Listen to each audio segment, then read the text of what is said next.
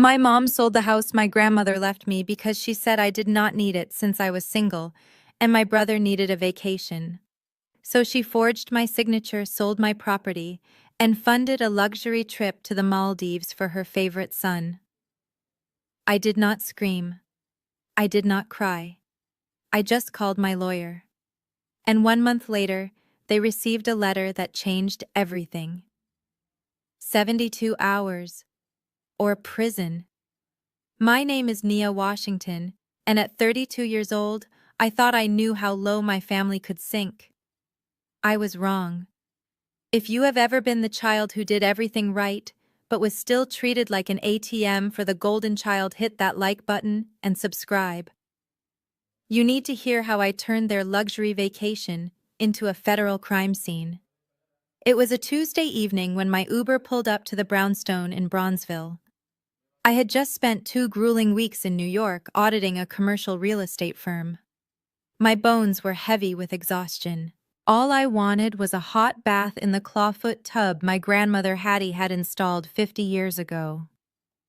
The house was the only thing she left me, bypassing my father and brother completely, and it was my sanctuary. I dragged my suitcase up the limestone steps, the familiar sight of the heavy oak door offering a sense of peace. I slid my key into the lock. It did not turn. I jiggled it, thinking maybe the humidity had swollen the wood. Nothing. I pulled the key out, checked it, and tried again. It hit metal that felt wrong. New. Someone had changed my locks. A cold spike of adrenaline shot through my chest. I pounded on the door. "Open up! I know someone is in there!" I shouted, my hand reaching for my phone to call 911. I thought I was being robbed. The door swung open, but it was not a burglar in a ski mask. Standing there was a man I had never seen before. White, middle-aged, wearing a polo shirt that looked expensive and a scowl that looked practiced. "Can I help you?" he asked, blocking the entrance to my home. "To my sanctuary." I stepped forward, my compliance officer voice taking over. "Who are you, and why are you inside my house?" He laughed, a short, dismissive sound. "Your house. Lady, I bought this place last week. I have the deed on the kitchen counter. Now get off my porch before I call the cops for trespassing." I did not leave. I sat on my suitcase right there on the stoop and dialed 911 myself. When the patrol car arrived, I thought justice would be swift. I showed Officer Miller my ID and my digital copy of the deed on my phone. "This is my property," I told him, my voice trembling with rage. "This man has broken in." The stranger, who introduced himself as Mr. Henderson, calmly produced a folder of documents. He handed them to the officer with a look of supreme confidence. I watched Miller flip through the pages. He frowned, then looked at me with a pitying expression that made my stomach churn. "Ma'am, this sale looks legitimate. The deed transfer was signed by a Beatrice Washington, acting as power of attorney for Nia Washington." The world stopped. Beatrice. My mother. Flashbacks hit me like physical blows. 10 years ago, when I went to study in London, I had signed a limited power of attorney so she could handle my mail and basic bills. I had revoked it verbally when I returned, but I never filed the paperwork to cancel it formally. She had kept it, for a decade, waiting for the right moment to stab me in the back. "Officer," I said, trying to keep my voice steady, "that power of attorney was for emergencies. It did not give her the right to sell my home without my consent." Officer Miller handed the papers back to Henderson. "I am sorry, Ms. Washington. Since the signature is technically valid on paper, this is a civil matter. We cannot remove the homeowner. You will have to take this up in court." I stood on the sidewalk watching a stranger close the door to my grandmother's house. My house. My clothes, my furniture, my memories, everything was locked inside with him. I was homeless in the city I was born in. My phone buzzed in my hand. It was a notification from Instagram. My sister-in-law, Kaylee. I opened the app, my vision blurring with fury. There was a photo of her and my brother Marcus. They were at O'Hare International Airport holding champagne glasses in the first-class lounge. Marcus was wearing a new Gucci watch. Kaylee was beaming her caption reading, "Finally leaving the negativity behind. Maldives, here we come. Thanks to Mama B for making our dreams come true. Goodbye to the broke and bitter." I stared at the screen. They had sold my legacy for a beach vacation. I did not scream. I did not cry. I just took a screenshot. I told the Uber driver to drive faster. My hands were shaking so violently I could barely hold my phone as I watched the GPS dot crawl toward the suburbs. I was not going there to beg. I was going there to stop a felony in progress. The 30-minute ride felt like 30 years of history pressing down on my chest. Every missed birthday, every graduation they arrived late to, every time I had bailed Marcus out of jail or debt. It all culminated in this moment. When the car screeched to a halt in front of my parents' driveway, I did not wait for the change. I threw a 20 at the driver and sprinted to the front door. It was unlocked. Of course it was. They had nothing to fear. They thought they were untouchable. The scene inside the living room stopped me cold. It looked like a luxury boutique had exploded. There were orange Hermes boxes stacked on the coffee table. Louis Vuitton duffel bags were lined up by the door, the leather still smelling fresh and expensive. Tissue paper littered the floor like snow. And in the middle of it all stood my mother Beatrice, folding a silk scarf with the calm precision of a woman who had not just committed grand larceny. Marcus was posing in front of the hallway mirror, adjusting a pair of sunglasses that I knew cost more than my first car. Kaylee was sitting on the floor surrounded by shopping bags, struggling to zip a suitcase that was bursting with new resort wear. Beatrice looked up as I stormed in. She did not flinch. She did not look guilty. She looked annoyed. "Nia, stop stomping," she said, her voice calm and terrifyingly casual. "You are tracking dirt onto the carpet." I felt a scream tear through my throat that was so raw it hurt. "You sold my house. You forged my signature and sold my grandmother's house." Beatrice sighed, placing the scarf gently into a bag. "I exercised my rights as your mother and your power of attorney. I did not sell your house. I liquidated an asset that was sitting there gathering dust so that your brother could have a fresh start. God put it on my heart to help him." "Do not bring God into this," I shouted, kicking a Gucci box aside. "You committed fraud. That house was the only thing Grandma left me because she knew you would do this. She knew you would strip me bare to clothe him." Marcus turned around, sliding his sunglasses down his nose. He looked at me with that familiar mix of pity and disdain that had defined our entire relationship. "You are being dramatic, Nia. As usual. You have a good job. You have that little apartment downtown. What do you need a 4-bedroom brownstone for? It is just you. You and your work. It is selfish to hoard all that space when family is struggling. Struggling." I pointed at the mountain of designer luggage. "You are going to the Maldives, Marcus. That is not struggling. That is a 5-star vacation paid for with my inheritance." He shrugged, picking up a brand new leather backpack. "It is an investment in my mental health. I have been stressed. I need clarity to launch my next venture. You would not understand. You are a worker bee. I am a visionary. Visionaries need to recharge." Kaylee chimed in from the floor, her voice high and sickly sweet. "Nia, really, you should be happy for us. Marcus has been working so hard on his networking. This trip is going to open so many doors for us. Besides, we bought you a souvenir keychain. We were thinking of you." The rage that flooded my veins was cold and sharp. I looked at my mother again. She was checking her watch, completely unbothered by the fact that she had rendered her daughter homeless. "Mom, that house was worth $500,000. Where is the rest of the money?" Beatrice smoothed her skirt. "It is in a safe place. Family money is family business. And right now the business is making sure your brother represents us well abroad. We have to look the part to get the part."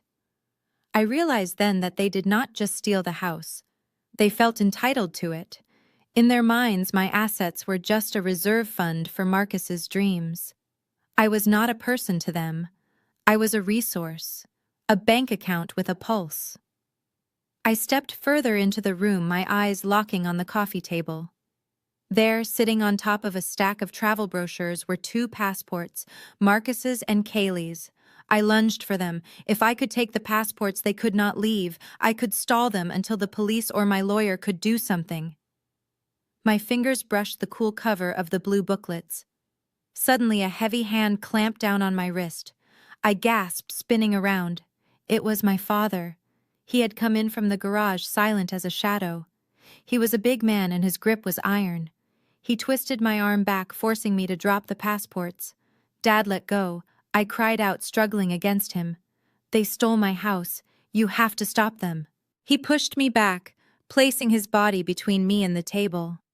He did not look angry. He looked disappointed. "Look at you," he said, his voice low and rumbling. "Attacking your brother, trying to ruin his big moment. I raised you better than this, Nia. You are the oldest. It is your job to look out for him, not tear him down."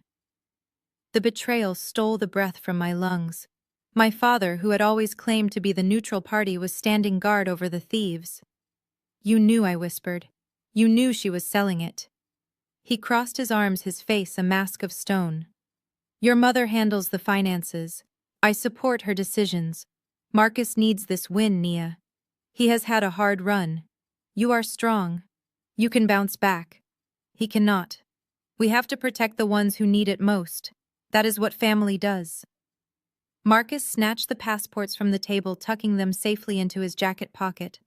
He smirked at me from behind our father's shoulder. "Thanks, Pops. See, Nia, this is why you are alone.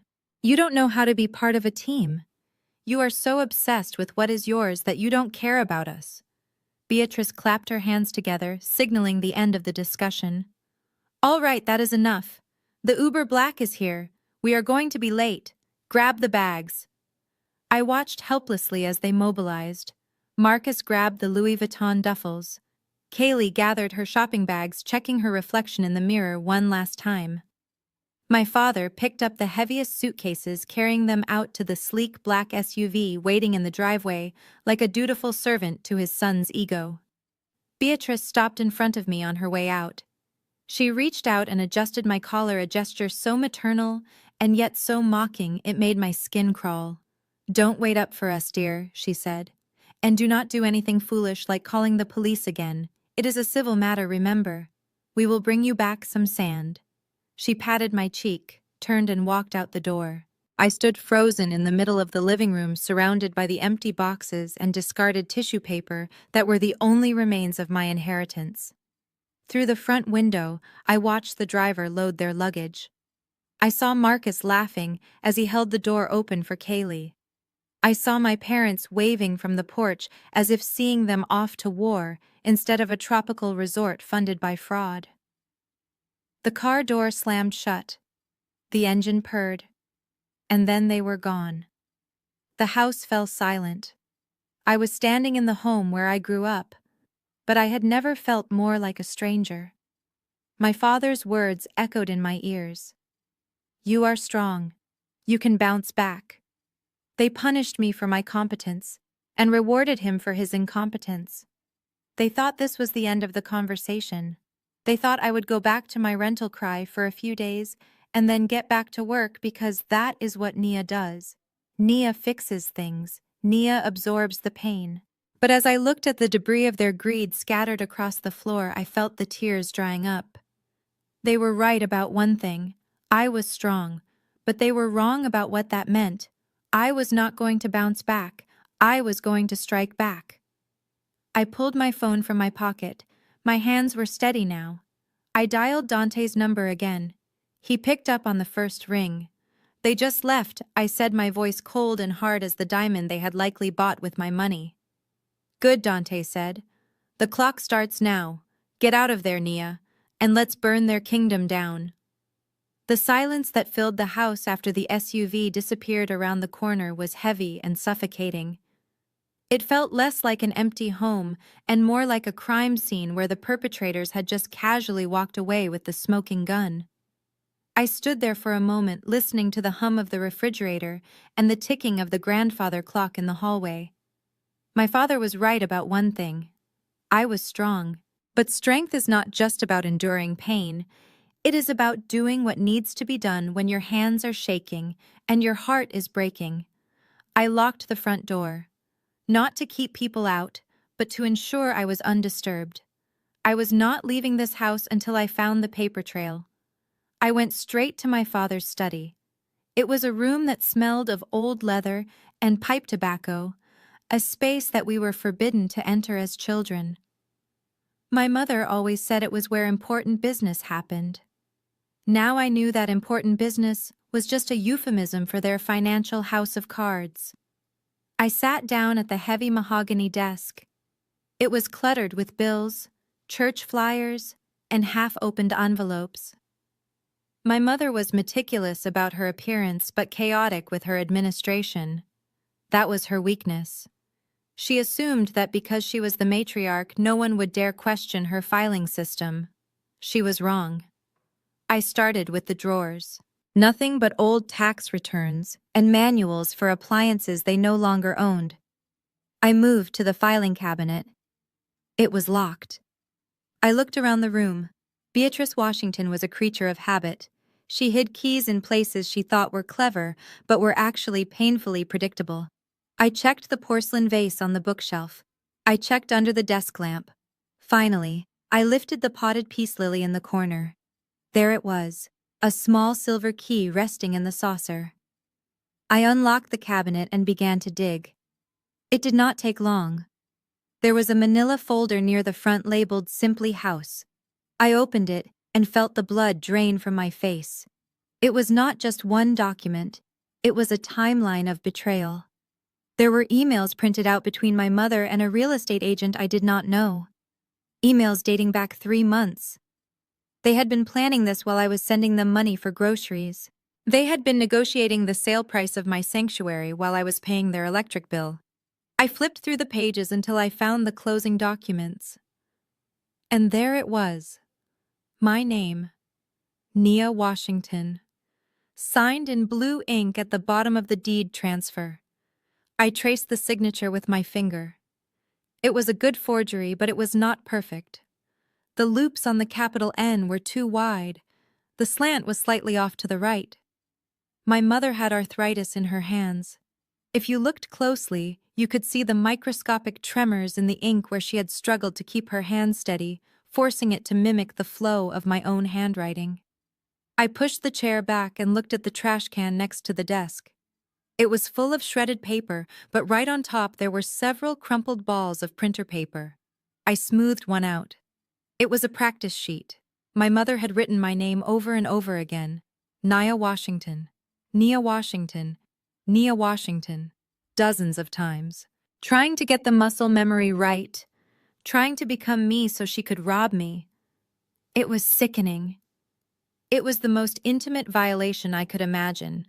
Then my eyes caught the notary stamp on the official document. I expected to see a stranger's name, someone they had paid off or tricked. But the name stamped in black ink made bile rise in my throat. Betty Jean Johnson. Auntie Betty. She was not my blood aunt, but she might as well have been. She sat next to my mother in the choir every Sunday. She baked the lemon pound cake for every birthday I had growing up. She had hugged me at Christmas and told me how proud she was of my career.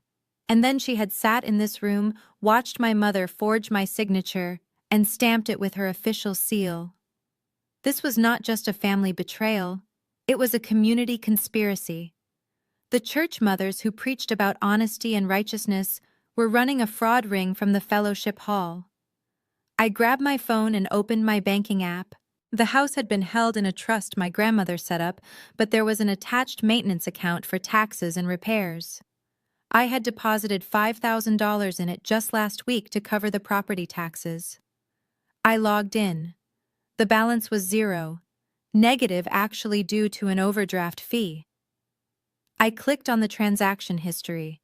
A cash withdrawal had been made 2 days ago at a branch 3 miles from here. I dialed the bank's fraud line immediately. The operator came on the line, her voice professionally detached. I gave her my information. I told her I did not make the withdrawal. She pulled up the records. Ma'am, the teller notes say the customer presented identification and answered all security questions correctly. Of course she did. Security questions are useless when the thief gave birth to you. She knew my mother's maiden name. She knew the name of my first pet. She knew the street I grew up on. She had used her knowledge of my life as a skeleton key to pick my pockets. Did the person present a driver's license? I asked, my voice tight. Yes, the operator confirmed. We have a scan of it on file. Can you describe the photo? It was an older photo, the operator said. The woman had glasses, short hair. I closed my eyes. My mother had renewed my license for me when I was in college. She must have kept the old, expired one. She had been holding on to these pieces of my identity for years, hoarding them like ammunition for a war I did not know we were fighting. I hung up the phone. I sat in the silence of the study, surrounded by the physical evidence of how little I meant to them. They had stripped me for parts. My name, my credit, my home, my history. It was all just currency to them. Fuel for Marcus's ego and Kaylee's Instagram feed. They thought they had covered their tracks. They thought that because they were family, I would just take it. They thought I would be too ashamed to expose my own mother as a criminal. I looked at the practice sheet again. The shaky, desperate handwriting of a woman who felt entitled to everything I had earned. I remembered my father standing in the living room holding me back, telling me to be a team player. He knew she was practicing my signature. He probably watched her do it. He probably cheered her on. The tears I had been holding back since I saw the empty brownstone threaten to spill over, but I forced them down. I swallowed the lump in my throat until it hurt. Crying was for daughters. Crying was for victims. I was not a victim anymore. I was a compliance officer. I was an auditor. And I had just found a discrepancy that was going to cost them everything. I took out my phone again. I did not call the police this time. The police had already told me it was a civil matter. They were useless until I built a case so undeniable that they had no choice but to act. I scrolled past my family group chat, past the messages from my cousins asking if I was okay. I stopped at a name I hadn't called in 6 months. Dante Sterling. Dante was not a family friend. He was a shark. We had gone to law school together before I pivoted to finance. He had stayed the course, becoming one of the most vicious litigators in Chicago. He specialized in asset recovery and fraud. He was expensive, he was aggressive, and he hated bullies. I pressed the call button. It rang twice. Nia. His voice was smooth, deep, and surprised. To what do I owe the pleasure? I haven't heard from you since the gala. I looked down at the forged deed on the desk. Dante. I said, my voice ice cold. I have a job for you. It involves real estate fraud, identity theft, and a notary who violated her oath. I need you to go to war for me. Who is the target? He asked, the professional interest sharpening his tone. My mother, I said. And my brother. And the entire church choir if necessary. Dante paused for a beat. Then I heard the smile in his voice. Send me the files, Nia. Let's get to work. I started taking photos of every document on the desk. The deed, the emails, the practice signatures. The bank withdrawal receipt I found tucked in a ledger. I built a digital dossier of their crimes right there in my father's study. I was not leaving a single scrap of paper behind. They wanted a vacation. I was going to give them a permanent one. State-sponsored. I packed the physical evidence into my bag. I walked out of the study and closed the door. I walked out of the house and locked it with my key, the key they hadn't bothered to take back because they thought I was powerless. I stood on the porch and looked at the neighborhood where I had learned to ride a bike, where I had learned to be a good girl, where I had learned to share. I was done sharing. I got into the waiting Uber. Take me to the Hyatt downtown, I told the driver, and step on it. As the car pulled away, I didn't look back. The grieving daughter was gone. The prosecutor had taken her place, and the clock was ticking. They had 72 hours of peace left. After that, I was going to bring the sky down on their heads. Dante Sterling did not have an office. He had a fortress of glass and steel overlooking the Chicago River that screamed power and intimidation. When I walked in, the receptionist did not ask for my name. She simply pressed a button under her desk, and the heavy double doors at the end of the hall buzzed open. Dante was standing by the floor-to-ceiling window, looking out at the city like he owned it. He turned when I entered, his suit cut sharp enough to bleed, his expression unreadable until he saw the file in my hand. He did not offer me coffee or small talk. He pointed to the leather chair across from his desk and sat down, extending a hand for the evidence. I watched him read. Dante was a man who had built his reputation on destroying corporate giants and white-collar criminals. He read through the forged deed, the notary log I had photographed, and the emails between my mother and the real estate agent. His face remained a mask of professional detachment, but I saw the muscle in his jaw tighten when he reached the practice sheet where my mother had learned to become me. He set the papers down and leaned back, steeping his fingers. "Nia, this is not a family dispute," he said, his voice low and smooth, the kind of voice that made juries lean in. "This is a federal indictment waiting to happen. Your mother did not just forge a signature, she used the mail and wire systems to facilitate a fraudulent transaction. That is wire fraud. Each email she sent, each electronic transfer, that is a separate count. And because she used a power of attorney that she likely manipulated or retained under false pretenses involving your grandmother's estate, we can make a strong argument for financial elder abuse by proxy. She exploited the legal instruments your grandmother left to protect you." I felt a cold shiver run down my spine. Federal charges. Prison time. I had come here angry, wanting my house back, but Dante was laying out a path that ended with my mother and brother in orange jumpsuits. He watched me process this, his dark eyes assessing my resolve. "You need to decide right now what you want, Nia. If we file this civilly, we can freeze the assets and maybe get the house back after a year of litigation. But they will get away with it. They will cry to the judge about family misunderstandings, and you might settle for pennies. Or we go nuclear. We file criminal complaints immediately. We frame this as identity theft and grand larceny. We force the district attorney to look at Betty Jean Johnson and her little notary stamp. But once I pull that trigger, there is no going back. You will be the woman who put her mother in prison." I looked at the city skyline, thinking about the empty brownstone. I thought about my father holding me back while Marcus laughed. I thought about Kaylee's Instagram caption about leaving the negativity behind. They had not just taken my property, they had taken my safety. They had taken the one thing my grandmother had given me to ensure I would never be dependent on them. They had gambled my future on a beach vacation. I looked Dante in the eye. "I do not want a settlement," I said, my voice steady. "I want justice. They did not treat me like a daughter or a sister. They treated me like a mark, like a victim. If they want to act like criminals, I will treat them like criminals. Burn it down, Dante." He nodded, a slow, predatory smile spreading across his face. "Good. I was hoping you would say that." He pressed the intercom button on his desk. "Sarah, get me the district attorney on line 1. And call Reynolds. I need a private investigator on a plane to the Maldives tonight." I blinked. "A private investigator? Why do we need a PI?" I asked. Dante opened a second file on his desk, one I had not noticed. "Because Nia, people like your brother do not steal $500,000 just to go swimming. I did a preliminary background check on Marcus while you were on your way over. Your brother is not just a failed entrepreneur. He is in debt, deep debt. He owes 6 figures to some very patient, very dangerous people in the South Side. This vacation isn't a celebration. It is a cooling-off period.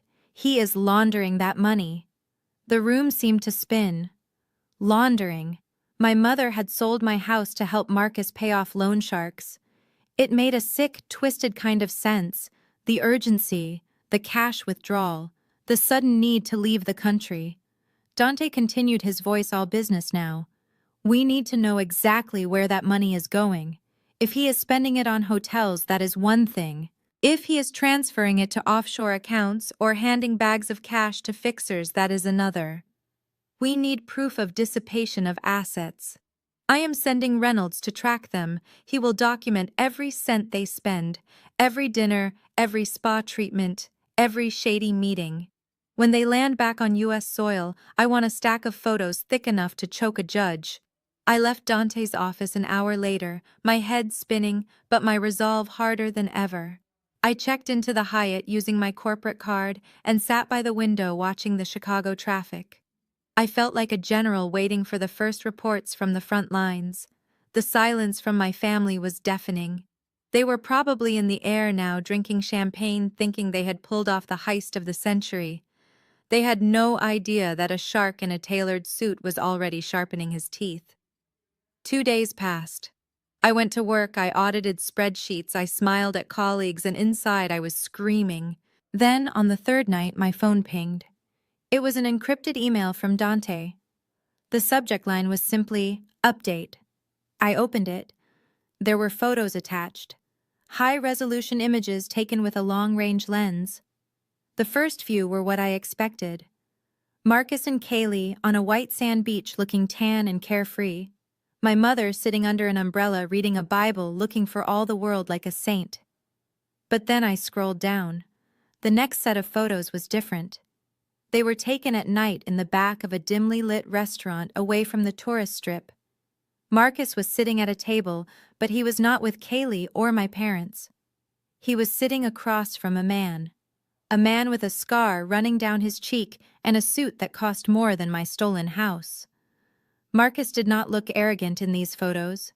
He looked terrified. He was sliding a thick envelope across the table. I read Dante's note at the bottom of the email. Reynolds identified the man. His name is Victor Volkov. He is not a tour guide. He runs an international sports betting ring out of Macau. Marcus isn't just paying off local debts, Nia. Your brother has been gambling with money he didn't have for years. That envelope contained $50,000 in cash. He is buying his life, not a vacation. I stared at the photo of my brother sweating in the tropical heat, handing over my inheritance to a criminal. The betrayal deepened into a pit in my stomach. My mother hadn't just chosen him over me. She had chosen to feed a monster. She had sacrificed my stability to cover up his addiction. And now I had the proof. They weren't just thieves, they were compromised. And I had 72 hours until they landed to decide exactly how hard I was going to hit them. While my brother was sipping vintage champagne on a white sand beach, I was sitting on a lumpy mattress in a roadside motel that smelled of stale smoke and lemon cleaner. I had moved out of the downtown Hyatt 2 days ago. Dante's retainer was burning through my liquidity, and with my maintenance account drained to zero, I had to be strategic. Every dollar I spent on comfort was a dollar I couldn't spend on destroying them.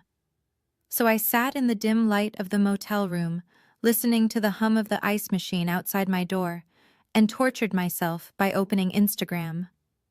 It was like watching a car crash in slow motion, except I was the one bleeding on the pavement while they drove away in a convertible. Kaylee had been posting non-stop since they landed.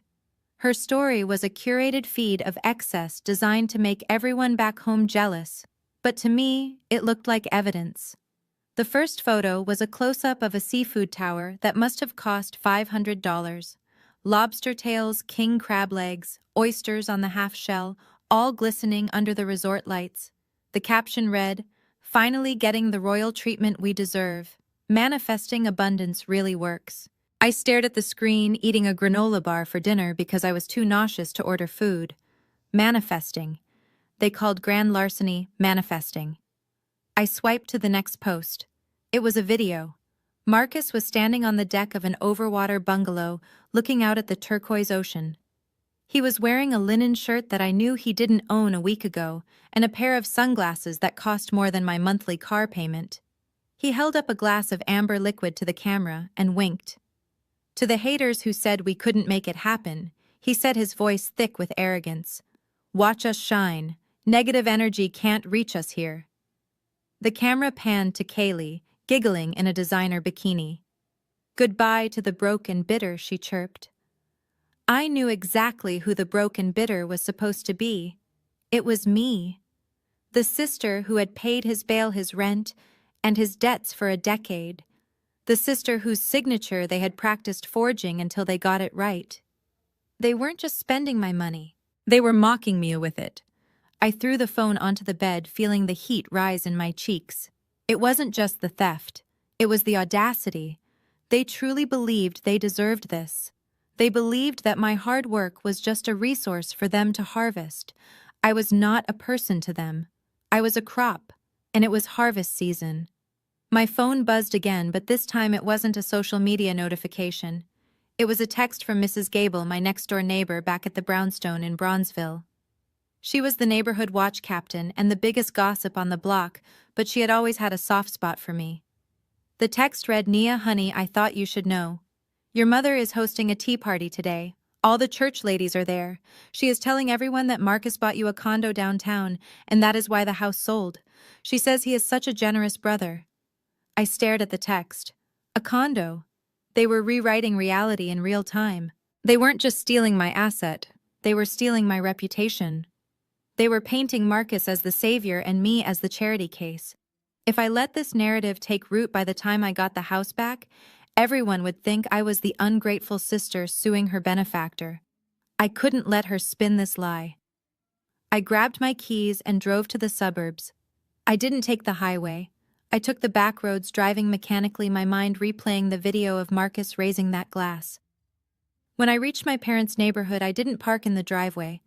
I parked 3 houses down behind a large hedge that obscured my car. I walked to the house, keeping to the grass so my footsteps wouldn't crunch on the pavement. The windows of the sunroom were open to let in the spring breeze. I could hear them before I saw them. The clinking of fine china. The murmur of polite laughter. It was the sound of my mother holding court. I crept up to the side of the house, crouching beneath the hydrangeas my grandmother had planted 30 years ago. I pulled out my phone and pressed record. Oh, yes. Beatrice's voice floated out smooth and sweet as poisoned honey. "We are just so proud of him. Marcus has always had such a head for business, you know. His investment firm finally took off this year. He felt so terrible about Nia living in that old drafty brownstone all alone. It was too much maintenance for a single woman. So he stepped in, sold it for her, handled all the messy paperwork, and used the profit to buy her a lovely modern condo in the Loop. Smaller, easier to manage. One of the church mothers cooed. That is so thoughtful, Beatrice. Most brothers wouldn't do that. My mother sighed, a sound of performative martyrdom. I know, he is such a good son. He even gave me $50,000 from his own earnings to finally redo this kitchen and fix the roof. He said, Mama, you deserve the best. That is why he took Kaylee to the Maldives, to celebrate his success. Nia is happy, of course, but you know how she is. She struggles with gratitude. She is a bit fragile right now, so we are giving her space. I crouched there in the dirt, my hand gripping the phone so hard I thought the screen might crack. Fragile. Ungrateful. She was taking the money Marcus had stolen from me, money that was laundering through a criminal enterprise, and using it to renovate her kitchen. She was accepting bribes from her son funded by the sale of her own mother's legacy and spinning it into a story of filial piety. It was sick. It was a level of delusion that bordered on psychosis. I wanted to stand up. I wanted to scream through the window that her son was paying off a Russian bookie, not buying condos. I wanted to tell the church ladies that the tea they were drinking was paid for with fraud. But I stayed down. I watched the recording timer tick upward. 2 minutes, 3 minutes, 5 minutes of her assassinating my character and validating his crimes. This was better than a scream. This was proof of intent. This proved she knew about the money. It proved she was actively participating in the cover-up. She wasn't an innocent bystander manipulated by her son. She was the PR department for the heist. I stopped the recording and saved it to 3 different cloud accounts before I even stood up. I slipped away as quietly as I had come, leaving them to their lies and their lemon cake. I walked back to my car, feeling a cold, hard resolve settling in my chest. They were celebrating their victory. Let them. It would make the fall that much harder. I sat in the driver's seat ready to turn the key when my phone pinged with a notification that made my blood freeze. It wasn't a text or a social media alert, it was a high-priority security alert from my bank. I opened the app, my breath catching in my throat. A transfer request had just been initiated. Not from the house maintenance account that was already empty.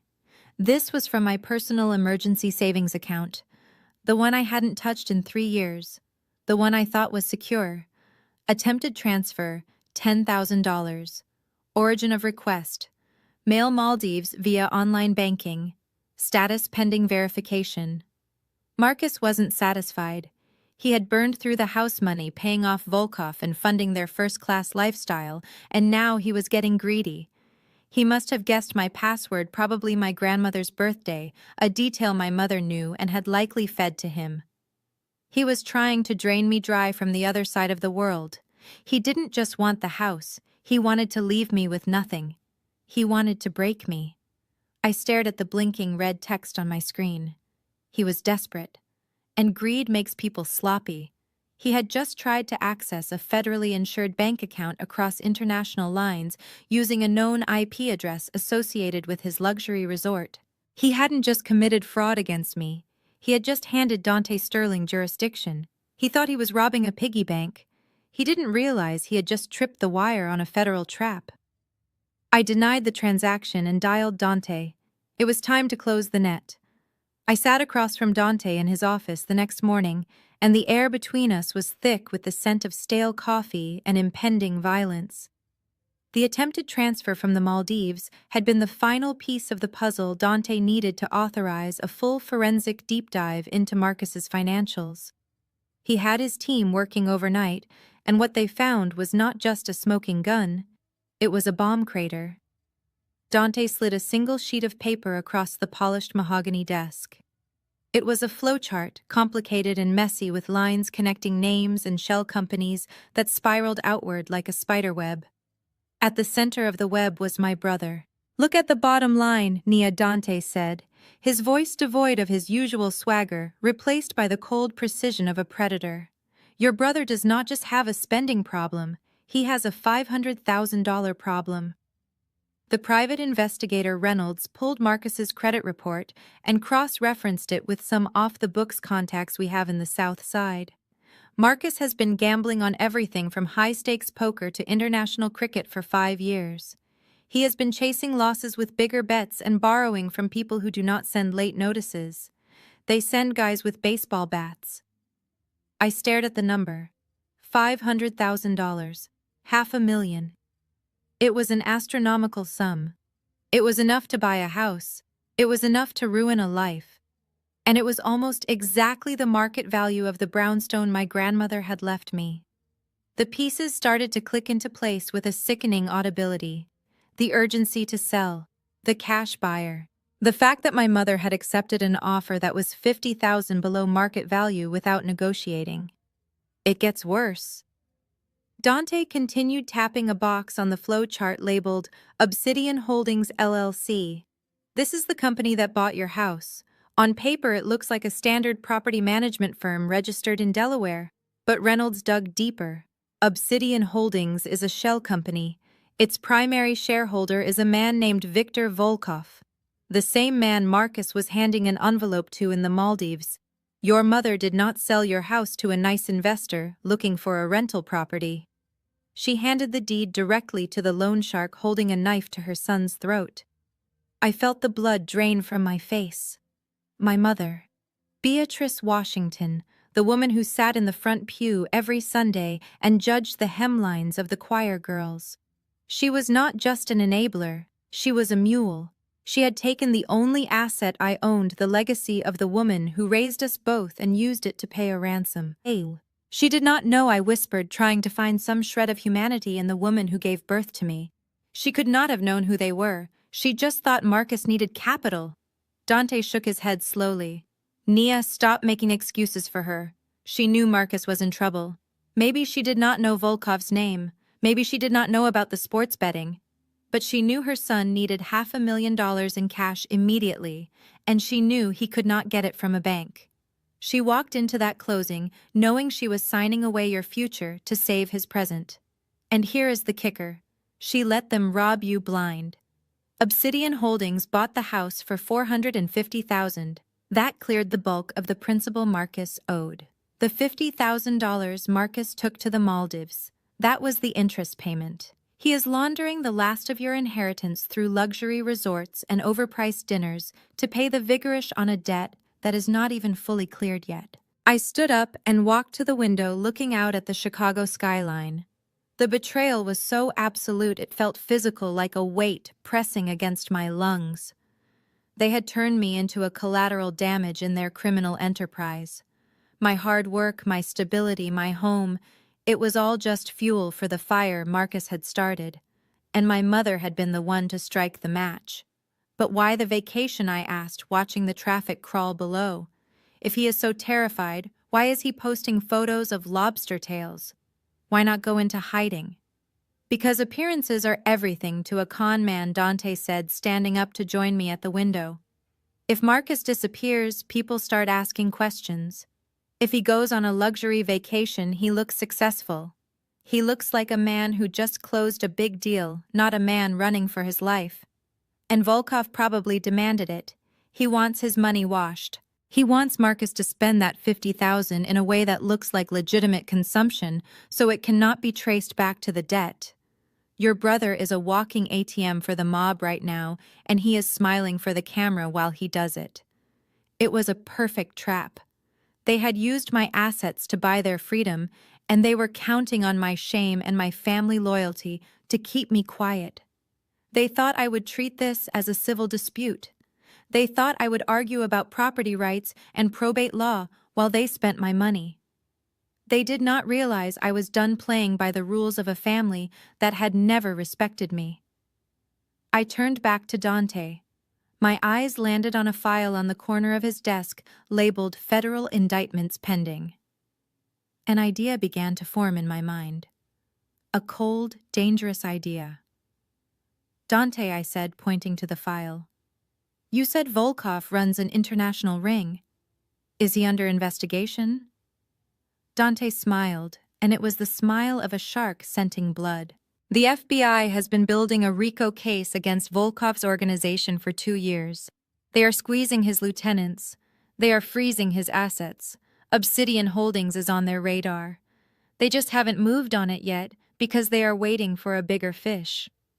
So Volkov is feeling the heat. I said, my mind racing. He is sitting on a portfolio of distressed assets and stolen properties, and he knows the feds are watching. He needs to liquidate. He needs to get clean cash and get out of real estate before they seize everything. Dante nodded slowly, seeing where I was going. Exactly. He is vulnerable. He is holding a hot potato, and your house is part of it. I walked back to the desk and picked up the flowchart. I traced the line from Marcus to Obsidian Holdings. If Volkov is desperate, he might be willing to sell his debt portfolio. He might be willing to sell the note on Marcus's loan and the title to the house just to get a fraction of the cash back and wash his hands of the liability. Dante's eyes widened. Nia, are you suggesting what I think you are suggesting? You want to buy the debt. I am a compliance officer, Dante. I said, my voice steady and hard. I know how to structure a distressed asset purchase. If I use the leverage of the FBI investigation, I can approach Volkov's proxy. I can offer to buy the debt Obsidian Holdings holds against Marcus for pennies on the dollar. I can buy the deed back from them as part of a settlement to keep you from handing this entire file over to the U.S. attorney immediately.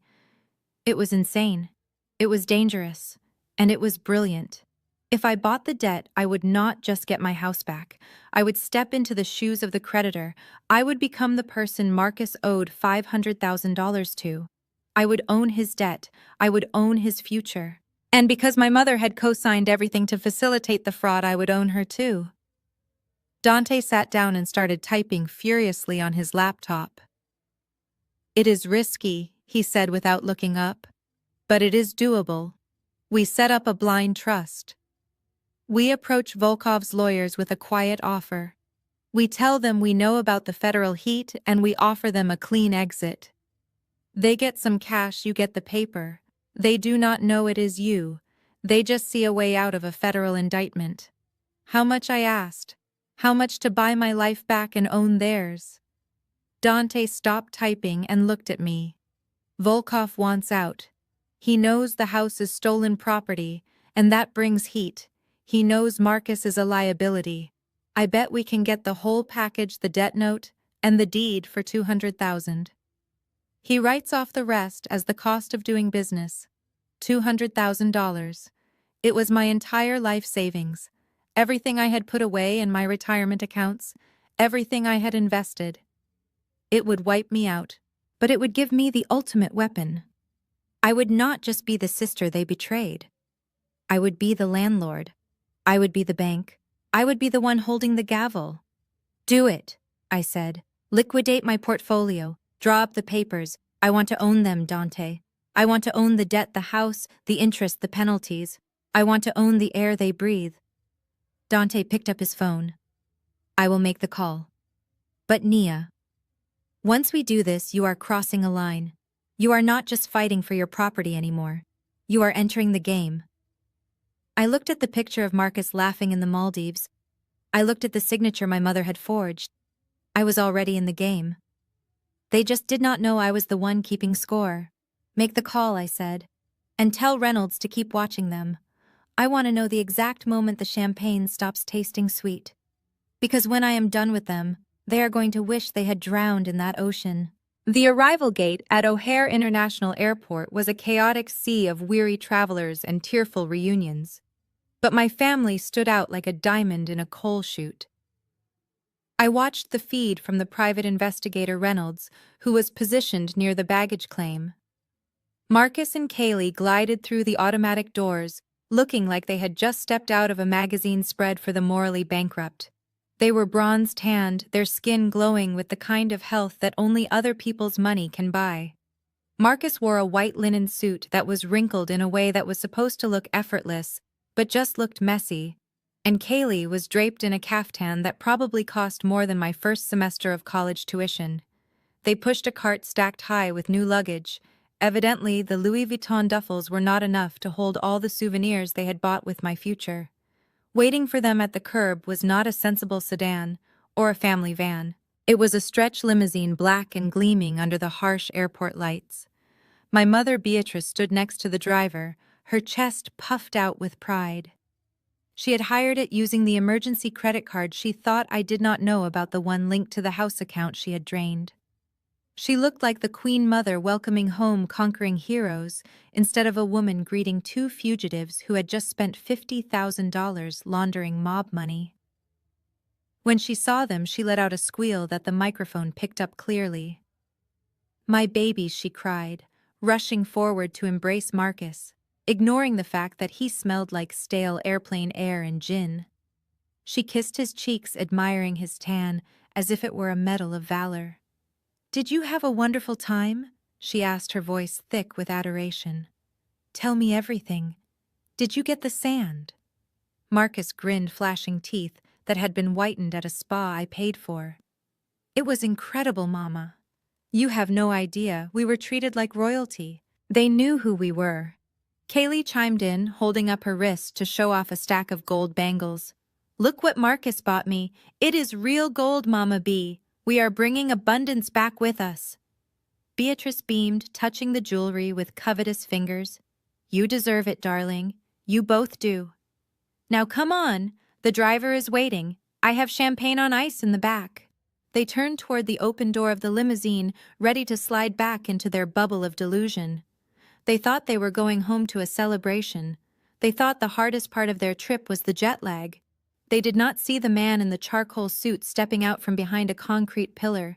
They did not see the two process servers flanking him like silent gargoyles. Dante Sterling moved with the fluid grace of a predator who knows the prey has nowhere to run. He did not shout. He did not make a scene. He simply stepped into their path, blocking the open door of the limo with his physical presence. "Mr. Washington," he said, his voice cutting through the airport noise like a razor through silk. Welcome back to Chicago. I trust the flight was comfortable. Marcus stopped dead. His smile faltered, then dropped completely. He looked at Dante, then at the process servers, then back at Dante. "Who are you?" he asked, his voice cracking slightly. "Move aside. We have a car waiting." Dante did not move. "I am sure you do, but before you get in, you have some paperwork to accept." He nodded to the servers. In perfect synchronization, they stepped forward and thrust thick envelopes into Marcus's and Kaylee's hands. They did not ask if they wanted them. They simply pressed them against their chests until they instinctively grabbed them. "You have been served," Dante said, his tone pleasant but final. Marcus looked down at the envelope. The words "summons" and "complaint" were visible even from the camera's distance. "What is this?" he demanded, his face losing its island glow and turning a sickly shade of gray. "This," Dante explained, "is a notification that you are being sued for fraud, conversion of assets, and civil conspiracy. It is also a formal notice that the sale of the property at 425 King Drive is being contested on the grounds of forgery and identity theft. And finally, it is a courtesy letter from me to you. You have 72 hours, Marcus. 72 hours to return the deed to its original owner and to return the $450,000 you stole, plus the $50,000 you spent on this little excursion. If the funds and the title are not in my office by Friday at 5 o'clock, we will be filing criminal charges with the district attorney and the FBI." Kaylee let out a shriek that turned heads 3 gates away. She dropped the envelope as if it were burning her skin. "This is harassment," she screamed, pulling out her phone. She held it up, aiming the camera at Dante's face, her thumb hitting the live button on Instagram. "You are harassing us. Look, everyone. This man is attacking us at the airport. My sister-in-law, Nia, sent him. She is jealous because we are successful and she is miserable. She is trying to ruin our moment.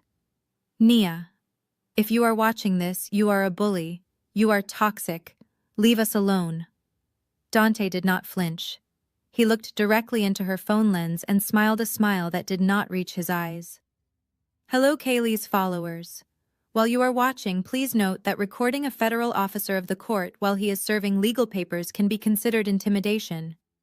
Also, you might want to ask Kaylee why she is wearing jewelry bought with stolen funds. It is all in the public record now." Kaylee gasped and lowered the phone, ending the stream abruptly. She looked at Marcus, her eyes wide with panic. "Marcus, do something. Tell him to leave." But Marcus could not speak. He was staring at the papers in his hand, his hands trembling so hard the paper rattled. He knew exactly what this meant. It wasn't just about Nia getting her house back. It was about the money. The money he didn't have, the money he had already given to Volkov. He couldn't return it. He couldn't undo the transaction. The $450,000 was gone, paid to a man who would cut off his fingers if he asked for a refund. And the $50,000 he had spent on the trip was gone too. He was standing at the edge of a cliff, and Dante had just pushed him. Beatrice stepped forward, her face a mask of righteous indignation. "How dare you?" she spat at Dante. "You work for Nia, don't you? That ungrateful girl. This is family business. You have no right to ambush my son like this. He is tired. He needs to rest. Get out of our way." Dante looked at my mother with a mixture of pity and disgust. "Mrs. Washington, your name is on the summons, too. You witnessed the forged signature. You facilitated the transfer. If your son goes down for this, you are going with him. I suggest you stop worrying about his rest and start worrying about your own defense. 72 hours. That is all you have." Dante turned and walked away, his team following him, leaving my family standing on the curb. The champagne in the limo was getting warm. The driver looked uncomfortable, shifting his weight and checking his watch. The bubble had popped. Kaylee burst into tears, stomping her foot. "This is a nightmare," she wailed. "I cannot believe she did this to us. She is a monster. Marcus, tell her she can't do this." Marcus just stood there, staring at the retreating back of the lawyer. He looked like a man who had just heard his own death sentence. He turned to Beatrice, his eyes wide and terrified. He grabbed her arm, his grip tight enough to bruise.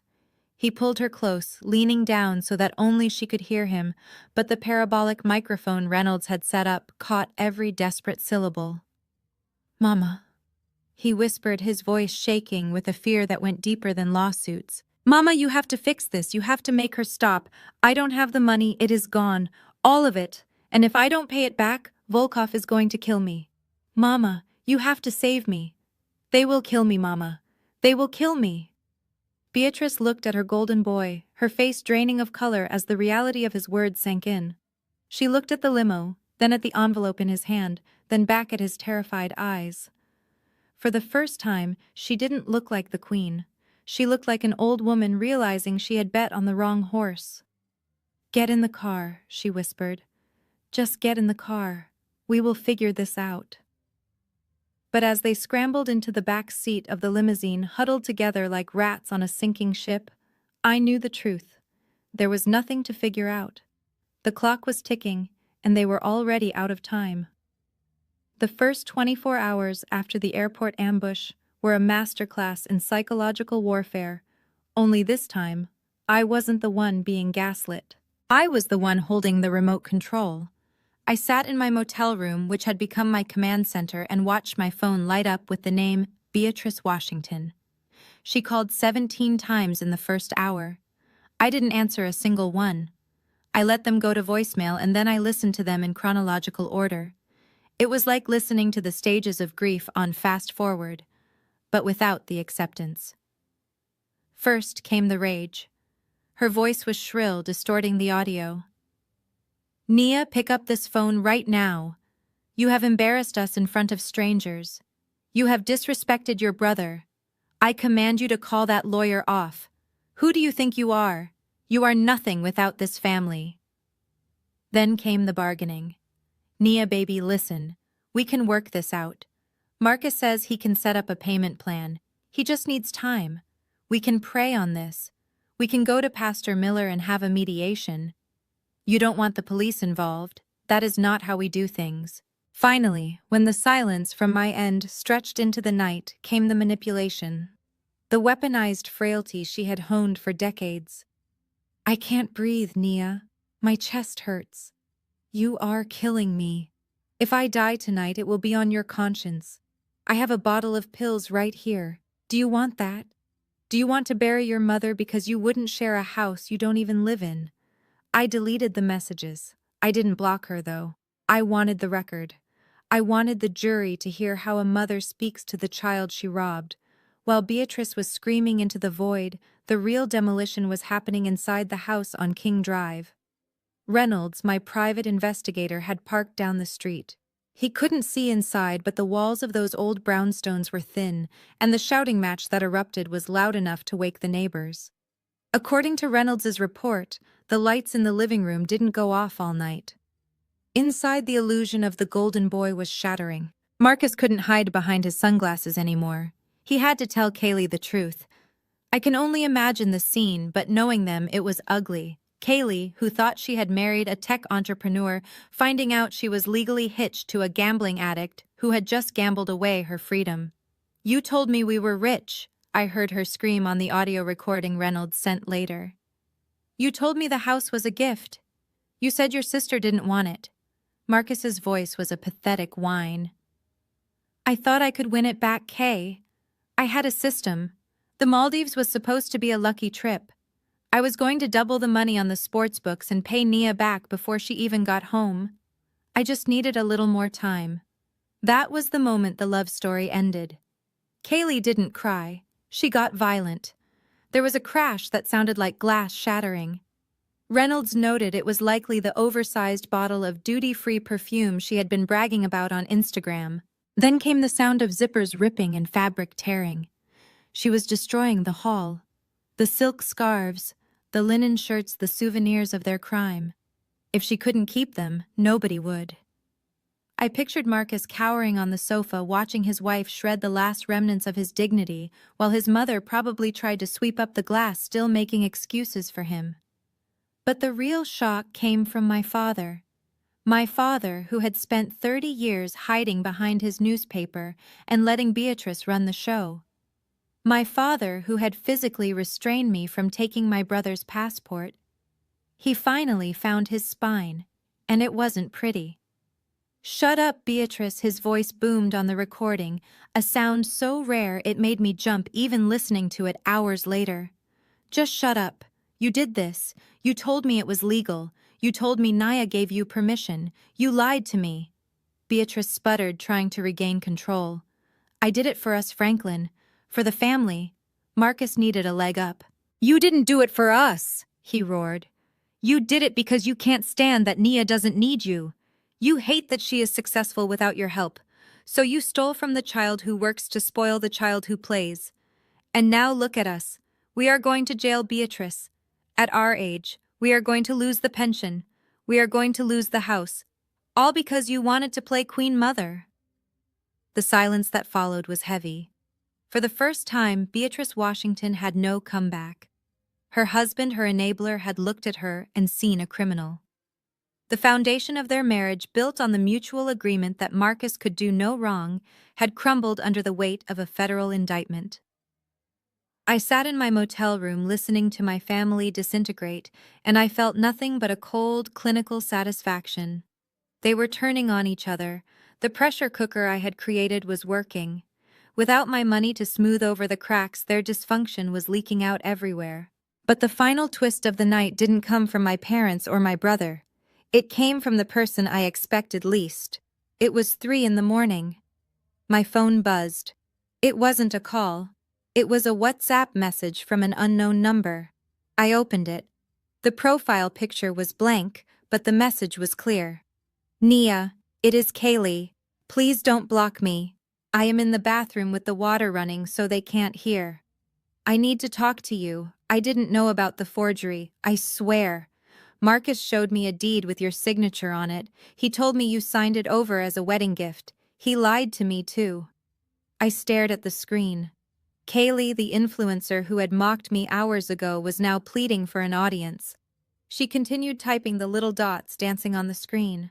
"I can't go to jail, Nia. I'm an influencer. My brand is everything. If I get arrested, I lose my sponsorships. I lose my followers. I am willing to help you. I know where he hid the rest of the cash. He didn't spend all 50,000. He has about 10,000 stashed in a hollowed-out book in his old bedroom. And I know about the other accounts, the ones he opened in my name without telling me." She was offering him up. She was trading her husband for her freedom. It was cold, it was calculating, and it was exactly what I needed.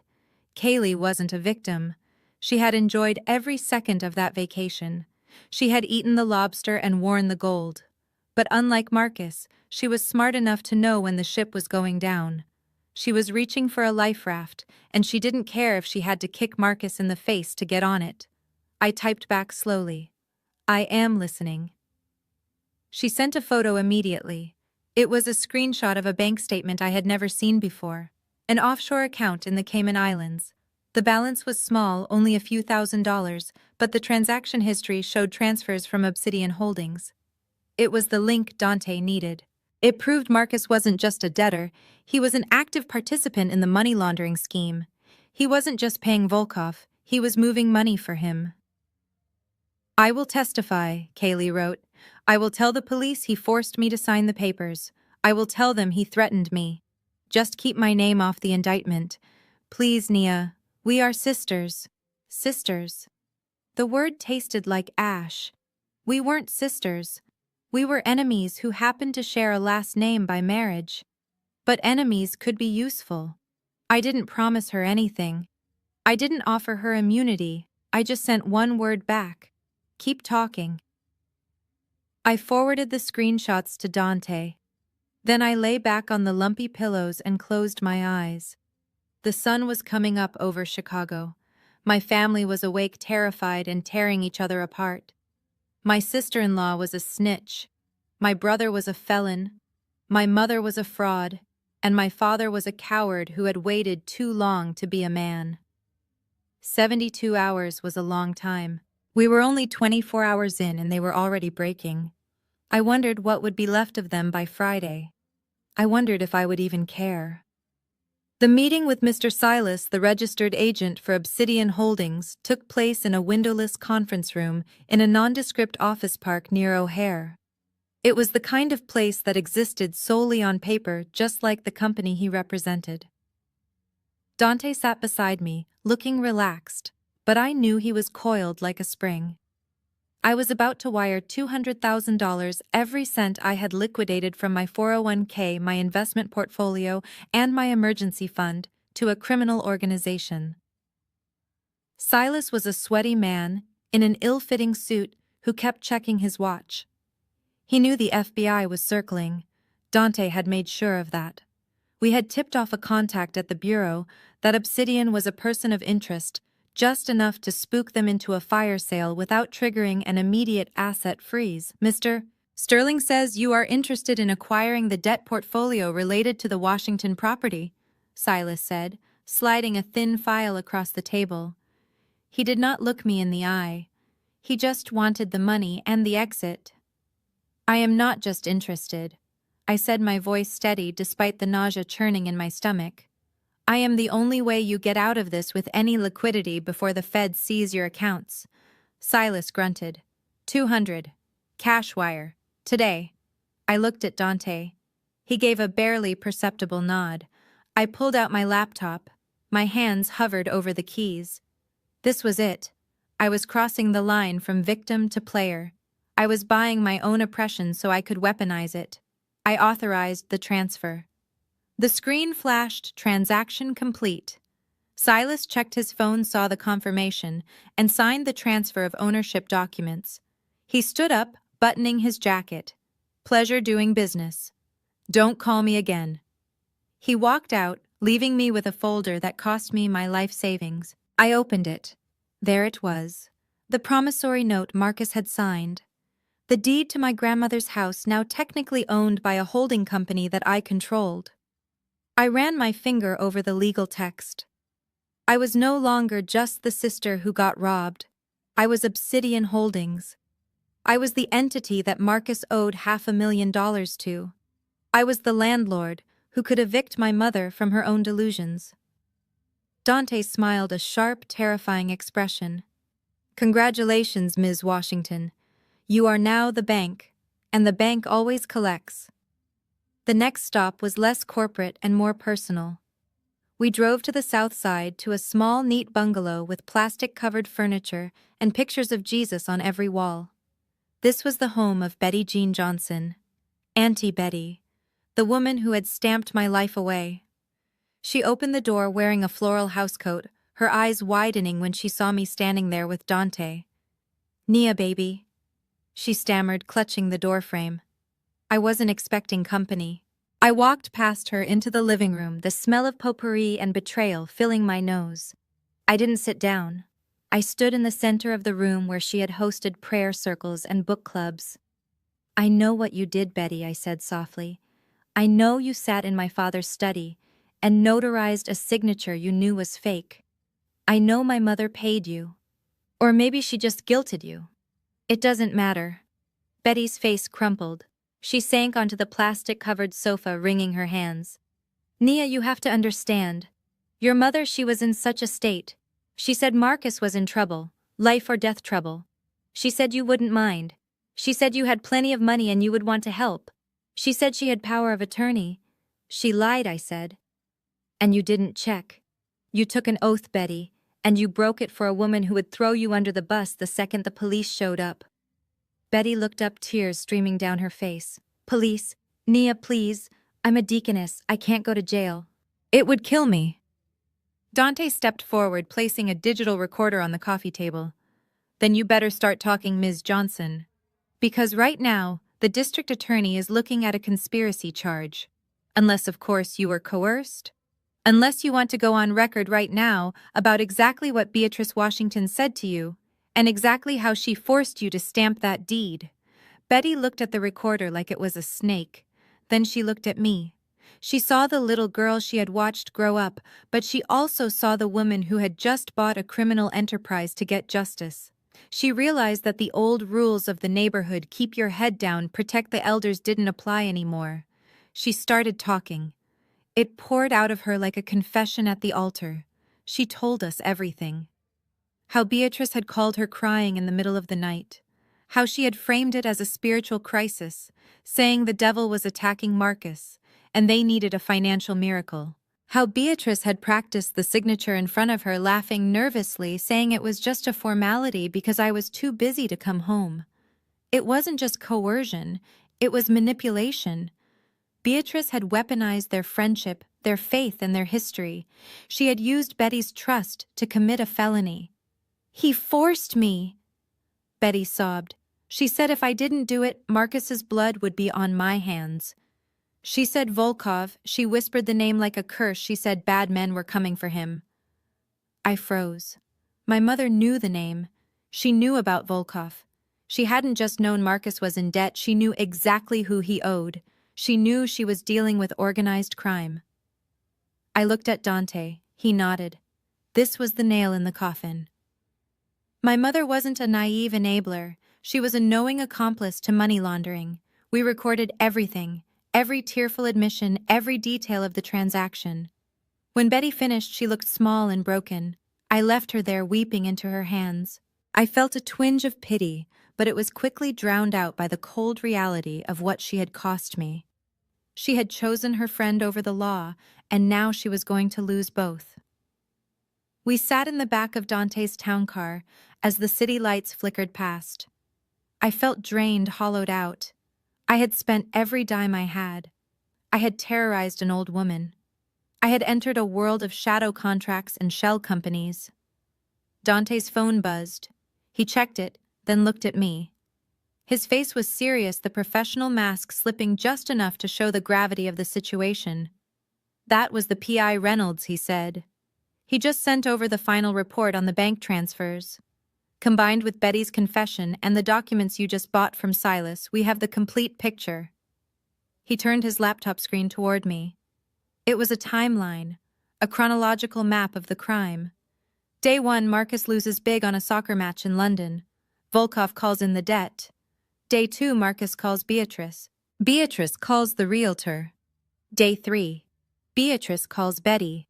The forgery happens. Day 4, the house sells to Obsidian Holdings. Day 5, the money clears. $450,000 goes to Volkov's primary account. $50,000 goes to Marcus's personal account for the trip. Day 6, Beatrice deposits a $5,000 consulting fee into her own account from Marcus. I stared at the last entry. $5,000. My mother had sold me out for a kitchen renovation and $5,000 in pocket money. That was the price of her loyalty. Dante closed the laptop. We have them, Nia. We have the wire fraud. We have the forgery. We have the money laundering. We have the conspiracy. And now, thanks to your purchase today, we have the leverage of foreclosure. You own the debt Marcus owes. You own the house Beatrice lives in. Wait, no, you own the house you lived in, but you can also put a lien on their primary residence to satisfy the debt Marcus now owes you. He paused, looking me dead in the eye. This is 20 years, Nia. Minimum for Marcus. Probably 10 for your mother if the judge is lenient. Kaylee will get dragged down as an accessory unless she flips all the way. We have enough evidence to bury them so deep they won't see sunlight until they are old and gray. He held up his phone. The district attorney is expecting my call in the morning. I have the complaint drafted. I have the evidence attached. All I have to do is hit send. He waited. The car hummed beneath us. I looked out at the Chicago streets thinking about the brownstone. Thinking about my grandmother Hattie, who had worked her whole life to give me something safe, something real. She would be heartbroken to see this, but she would be furious if I let them get away with it. They had 72 hours. We were at hour 48. They were panicking, turning on each other, lying to save their skins. But they still thought they had a chance. They still thought this was a negotiation. I looked at Dante. "Do not send it yet," I said. Dante raised an eyebrow. "You want to show mercy?" "No," I said, my voice hard as diamond. "I want to look them in the eye when I do it. I want them to know who owns them. Set up a meeting, tomorrow. The 72nd hour. Tell them I am ready to settle. Tell them to bring everything they have. Dante smiled. It was the smile of a man who knew the end of the movie was going to be good. You want to play with your food before you eat it. I leaned back in the leather seat. I paid $200,000 for this meal, Dante. I am going to savor every bite. Here is the script for Part 10. The Trap written in the requested style. The restaurant was one of those places where the lighting was dim and the menus didn't have prices. I chose it deliberately. I wanted them to feel out of place. I wanted them to feel the weight of the bill they couldn't pay. Dante sat next to me, silent as a grave, nursing a scotch. I had a filet mignon in front of me, cooked medium rare. I was cutting into it when they walked in. Beatrice and Marcus looked like ghosts of the people who had flown to the Maldives a week ago. The tan was still there, but it looked jaundiced under the restaurant lights. Marcus was wearing a suit that looked like he had slept in it. Beatrice was wearing her Sunday best, but her hands were shaking so hard she had to clasp them in front of her to hide it. They didn't sit down immediately. They stood by the table waiting for permission. It was a subtle shift, but a seismic one. They knew who held the cards. "Sit," I said, not looking up from my steak. They sat. Nia, baby Beatrice, started, her voice trembling with that practiced fragility I knew so well. "Thank you for seeing us. We just want to make this right. We are family. We can fix this." I didn't answer. I put a piece of steak in my mouth and chewed slowly. I let the silence stretch until it was thin and brittle. Marcus cleared his throat. He looked at Dante, then quickly looked away, terrified of the man in the suit. "Nia, look, I know what it looks like.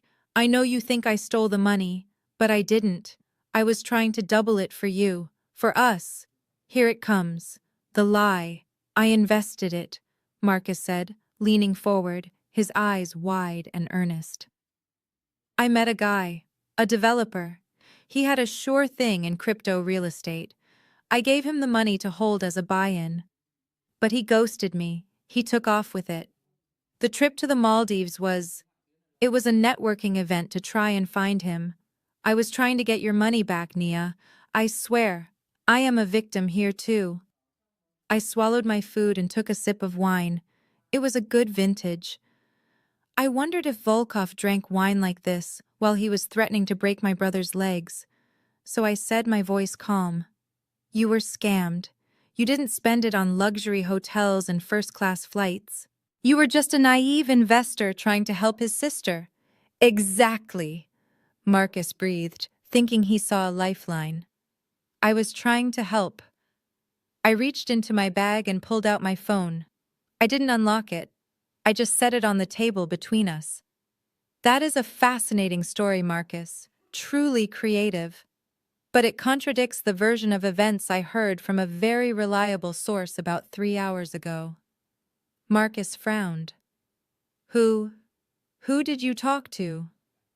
"Your wife," I said. The color drained from his face so fast it looked like a magic trick. "Kaylee." "She called me." I continued, enjoying the way his hands started to twitch. "She was very chatty. She wanted to make a deal. She told me about the offshore account in the Caymans. She told me about the hollowed-out book in your old bedroom where you hid $10,000 in cash. And she told me about Volkov." Marcus flinched at the name. He looked like he was about to be sick. "She told me you aren't an investor, Marcus. You are a gambler. A bad one. You owe $500,000 to the Russian mob. You sold my house to keep your kneecaps intact.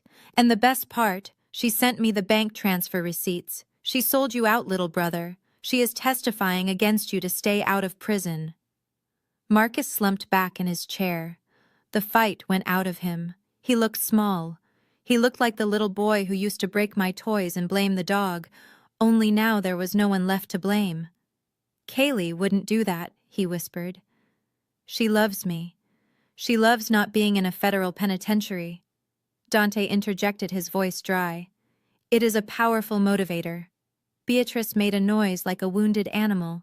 She reached for Marcus's hand, but he pulled away. He was looking at me with pure hatred now.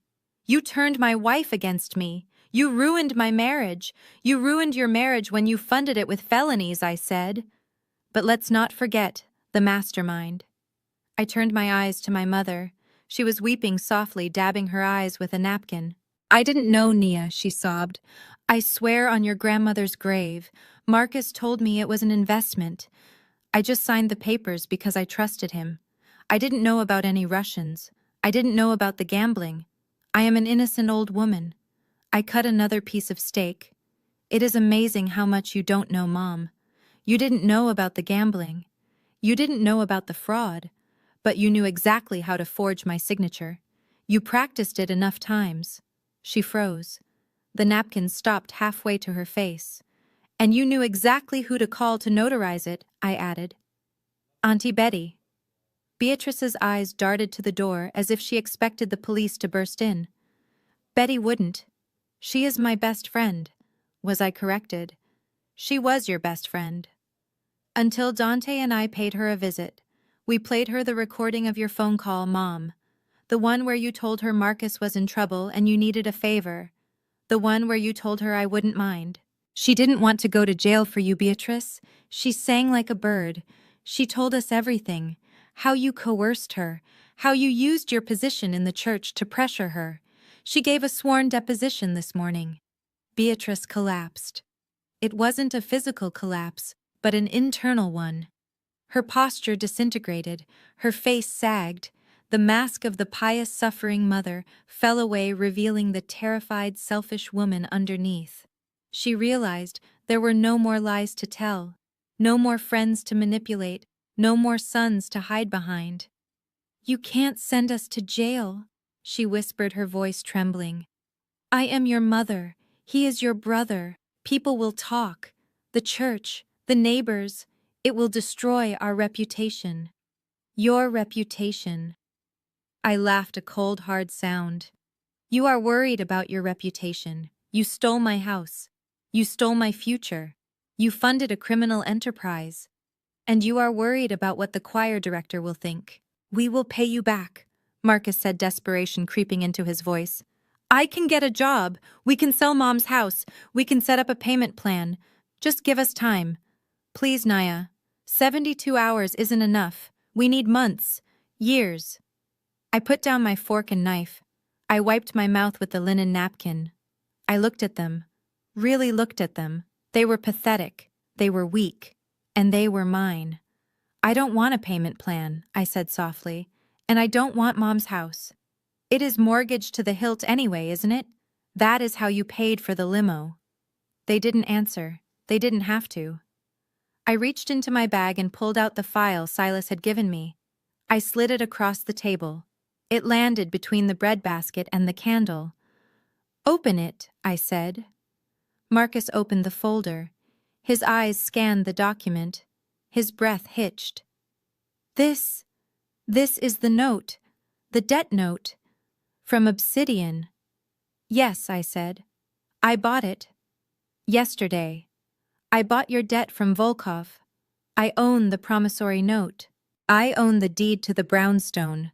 And because Mom co-signed the original fraudulent transfer to facilitate the sale, I own her liability too. The realization washed over them in a wave of horror. They weren't dealing with a sister anymore. They weren't even dealing with the government. They were dealing with a creditor who knew every secret they had. You paid Volkov, Marcus stammered. $200,000 I did, I said. It cost me everything I had, but it was worth it.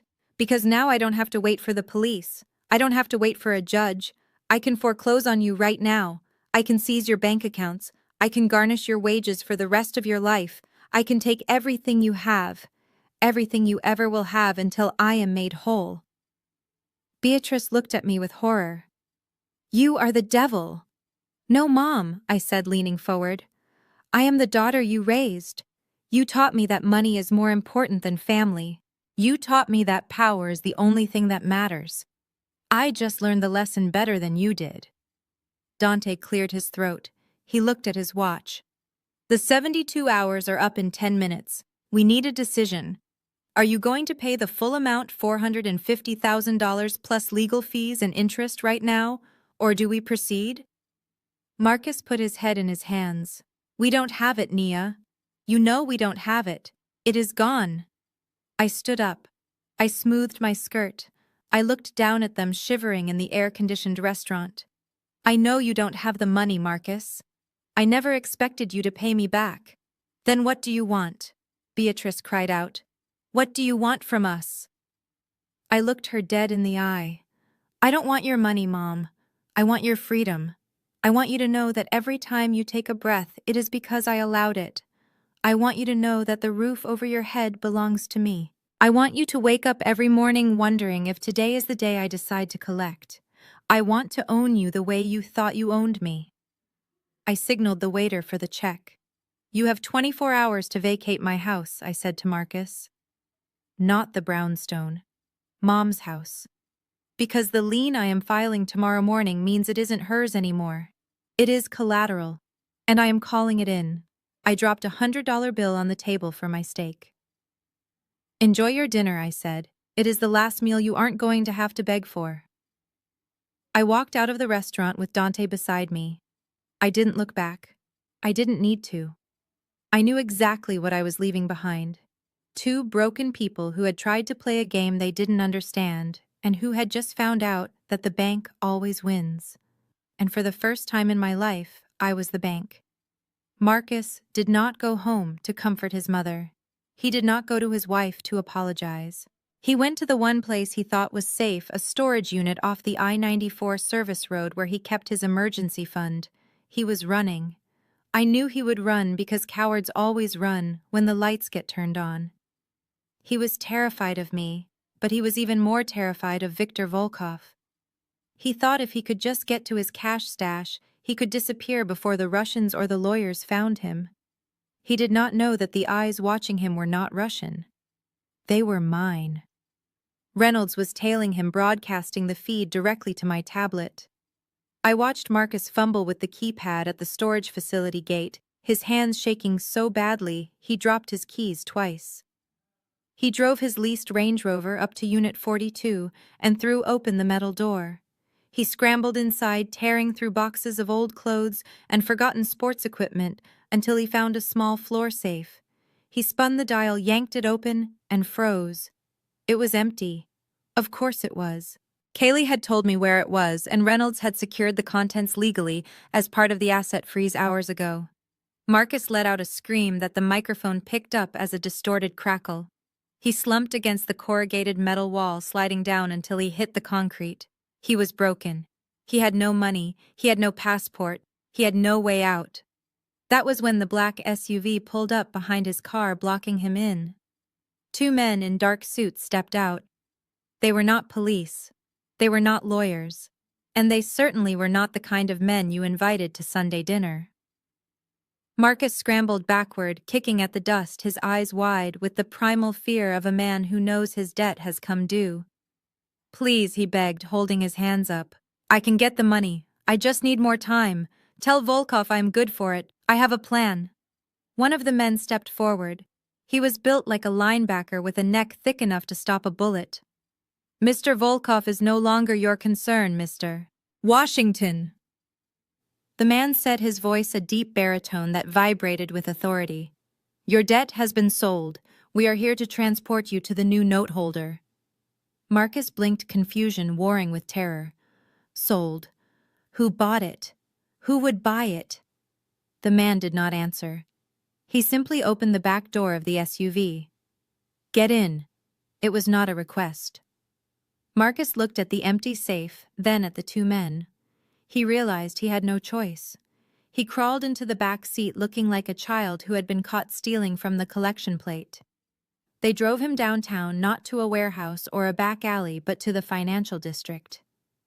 The car pulled into the underground garage of a glass skyscraper that pierced the Chicago night. They escorted him up the private elevator to the penthouse floor. This was corporate territory. This was the world of high finance, of mergers and acquisitions, of people who killed you with a pen stroke instead of a pistol. They led him down a long hallway lined with abstract art and into a corner office with a view that stretched all the way to the lake.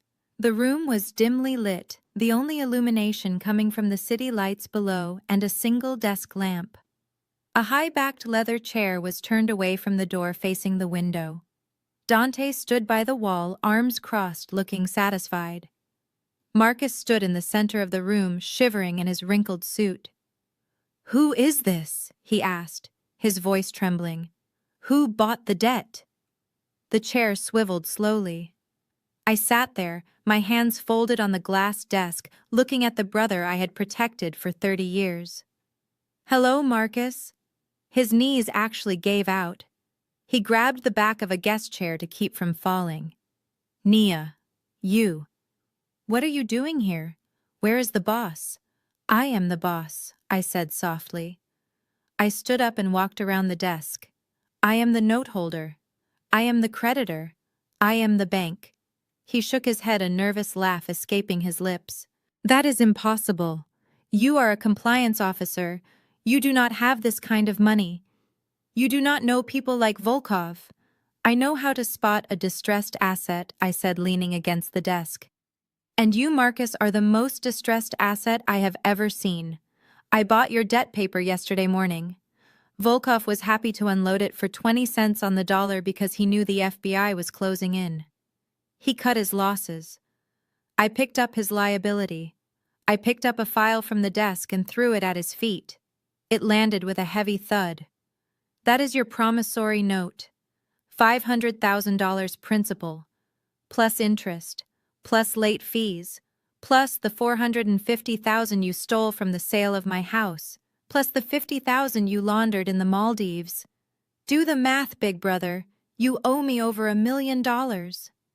Marcus stared at the file. He looked up at me, and for the first time I saw the realization dawn on him. I wasn't his little sister anymore. I wasn't the safety net. I was the spider web. "You cannot do this," he whispered. "We are family.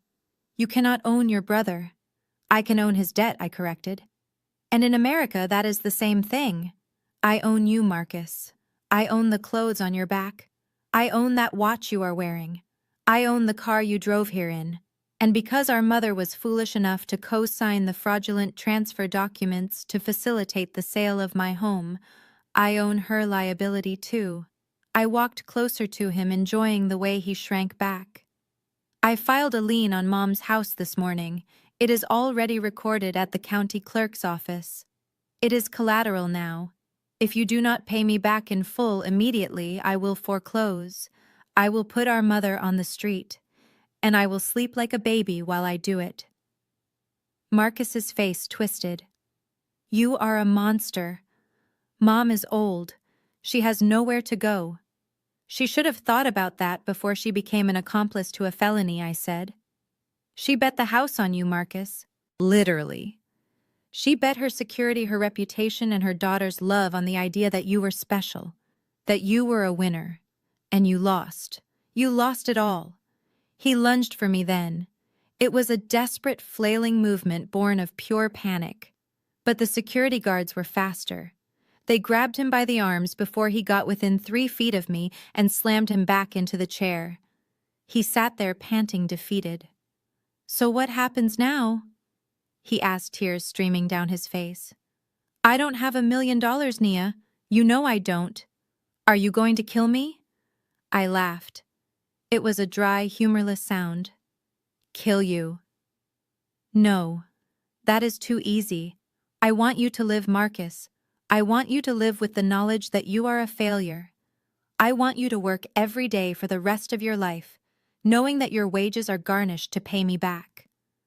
I want you to look at our mother in her subsidized apartment and know you put her there. I want you to be small." Dante stepped forward, checking his watch. "It is time, Nia." Marcus looked between us.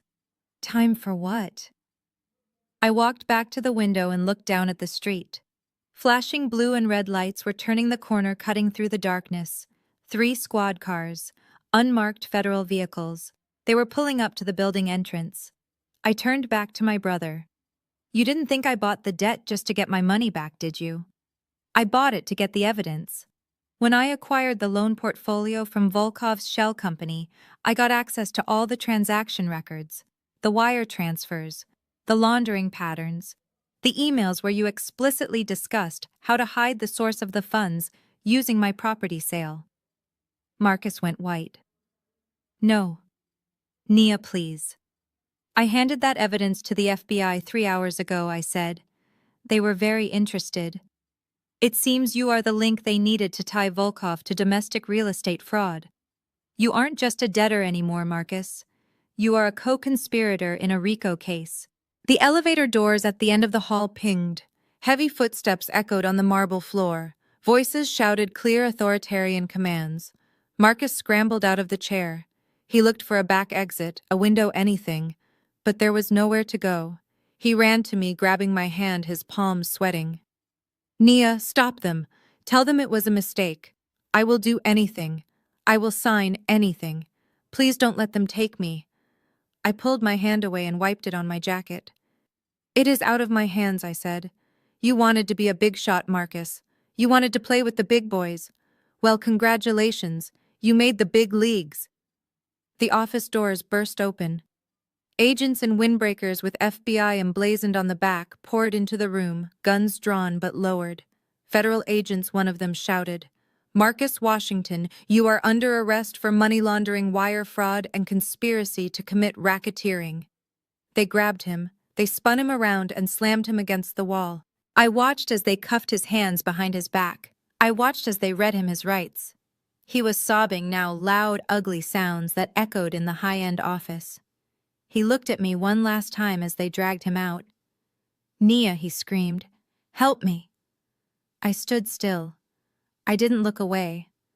I watched until the elevator doors closed, cutting off his screams. The room fell silent again. Dante walked over and poured 2 glasses of scotch from the crystal decanter on the sidebar. He handed one to me. "That was cold," he said, clinking his glass against mine. "It was necessary," I replied, taking a sip. The liquid burned on the way down a cleansing fire. "And your mother?" Dante asked. I looked at my phone. I had one more call to make. The lien was active. The eviction notice was drafted. She was next. "My mother made her bed," I said, turning away from the window. "Now she has to sleep in the street." The fall of Beatrice Washington did not happen in a courtroom. It happened in the front pew of the Greater Ebenezer Baptist Church on a humid Sunday morning. I was not there to see it, but Reynolds had a contact in the choir who streamed the audio to me. I sat in my office sipping tea and listened to my mother's social execution. She had walked in with her head held high, wearing a hat with a brim wide enough to orbit a small planet and a suit that cost more than my first car. She thought she could brazen it out. She thought that because she was a pillar of the community, because she organized the bake sales and led the prayer circle, she was immune to the consequences of her crimes. She thought God would protect her reputation, even if He would not protect her soul. She was wrong. The service had just started when the whispering began. It started in the back rows, a low hum like a hive of angry bees, and moved forward like a wave. Smartphones were being passed around. The news alerts had hit. Local mother and son, indicted in real estate fraud scheme.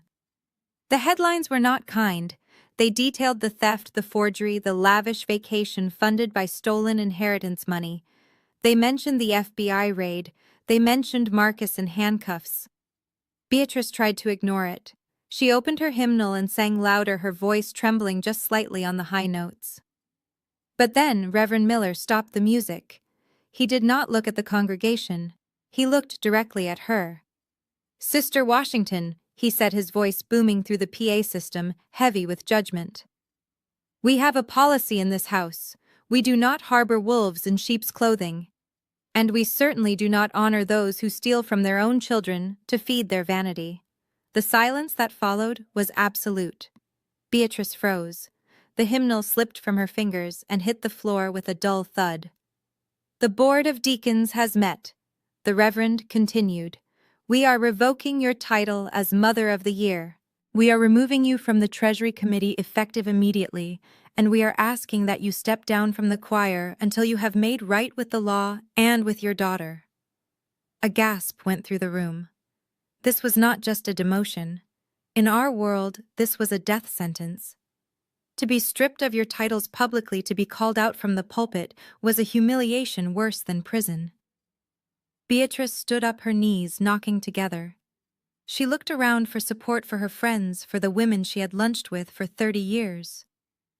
Sister Patterson, her best friend, looked away.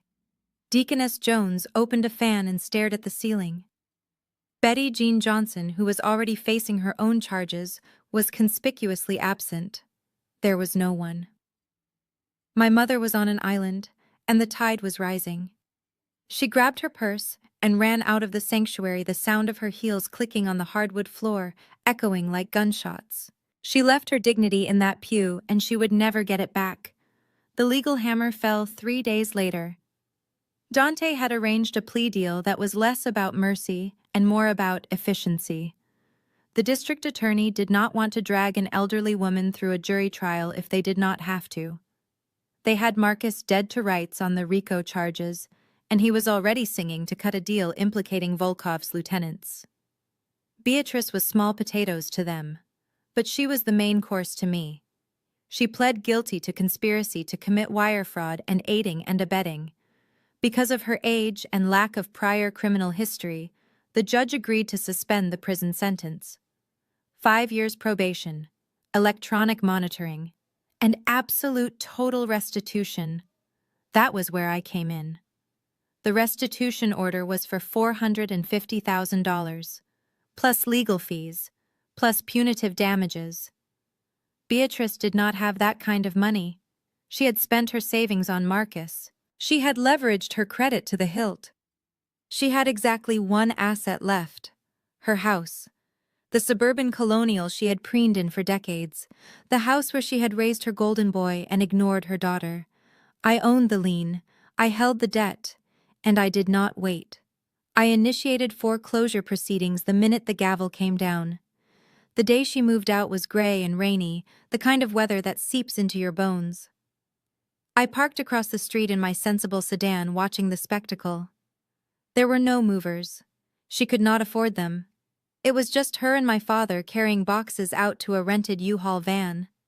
My father looked like a broken man. He moved slowly, his back bent, carrying a lamp that I recognized from the living room. He didn't look at the house. He just stared at the ground, putting one foot in front of the other. Beatrice was different. She was fighting every step. She dragged a garment bag full of her Sunday suits down the driveway, her heels sinking into the wet grass. She stopped every few feet to look back at the house, as if she could will it to stay hers. She was losing her kingdom, the garden she had planted, the kitchen she had renovated with my stolen money, the living room where she had hosted her teas. It was all being stripped away. The neighbors were watching. Of course they were. The curtains in the houses on either side were twitching. People were standing on their porches, arms crossed, sipping coffee. These were the people Beatrice had tried to impress for 30 years. These were the people she had lied to about my career, about Marcus's success, about her perfect life. Now they were watching her pack her life into a cardboard box. They weren't coming over to help. They weren't bringing casseroles. They were witnessing her fall. And in the suburbs, that is a spectator sport. She dropped a box of china.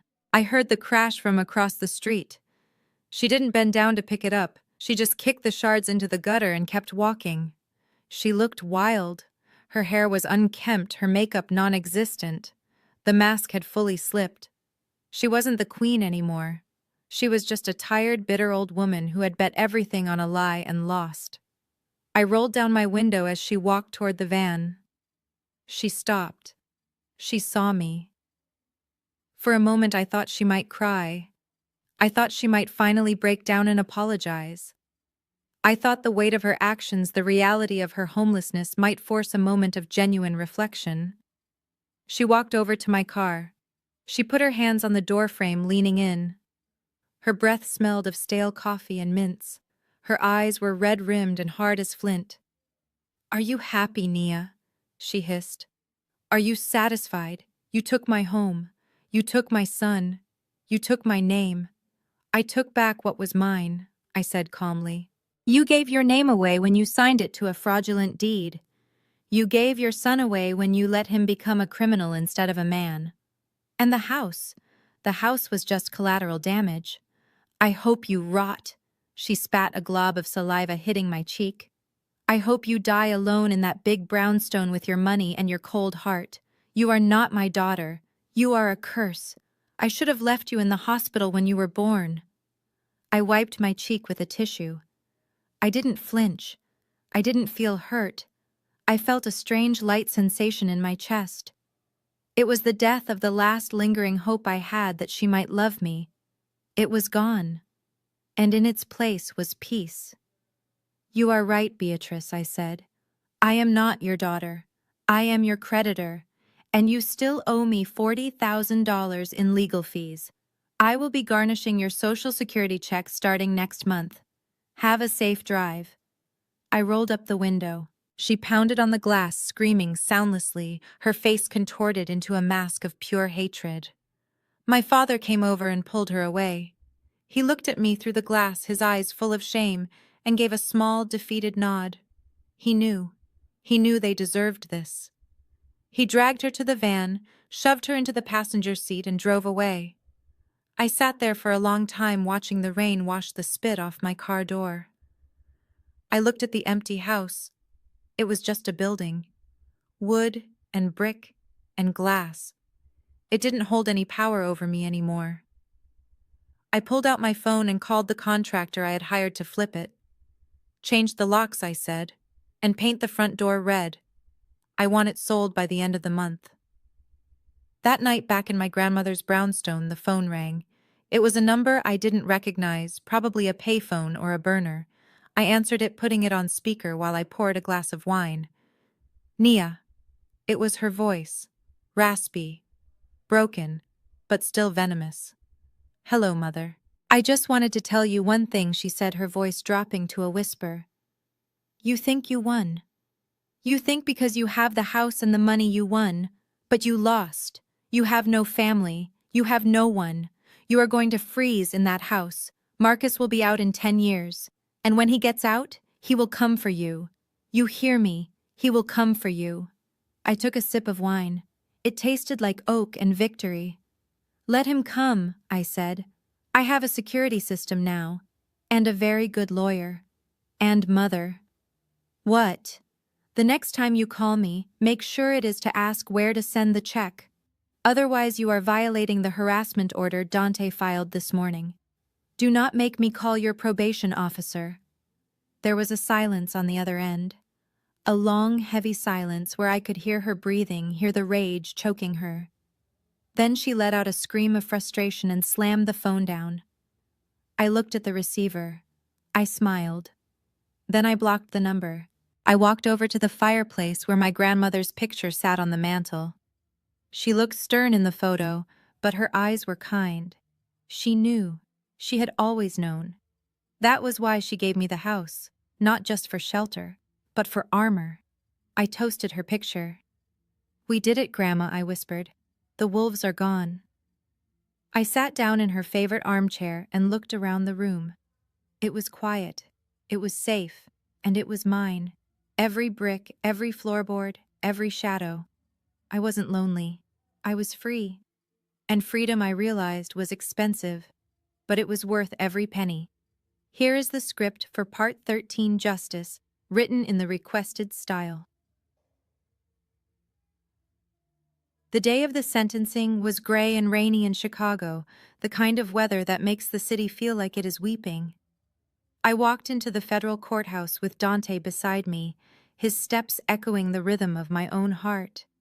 This was it, the final act of a tragedy that had started 30 years ago when my parents decided one child was a gift and the other was a utility. The courtroom was packed. The media was there, drawn by the salacious details of the influencer fraud ring, as they were calling it. My mother Beatrice sat in the back row wearing a black dress, as if she were attending a funeral, which in a way she was. She looked small and withered, stripped of her titles, and her home, living in a subsidized apartment that smelled of boiled cabbage and regret. She did not look at me. Marcus was led in by the marshals. The orange jumpsuit hung off his frame. He had lost 20 pounds in county lockup. The swagger was gone. The tan from the Maldives had faded, leaving his skin sallow and gray. He looked at the gallery, searching for a friendly face, but found only the cold lenses of press cameras and the stony expressions of the people he had scammed.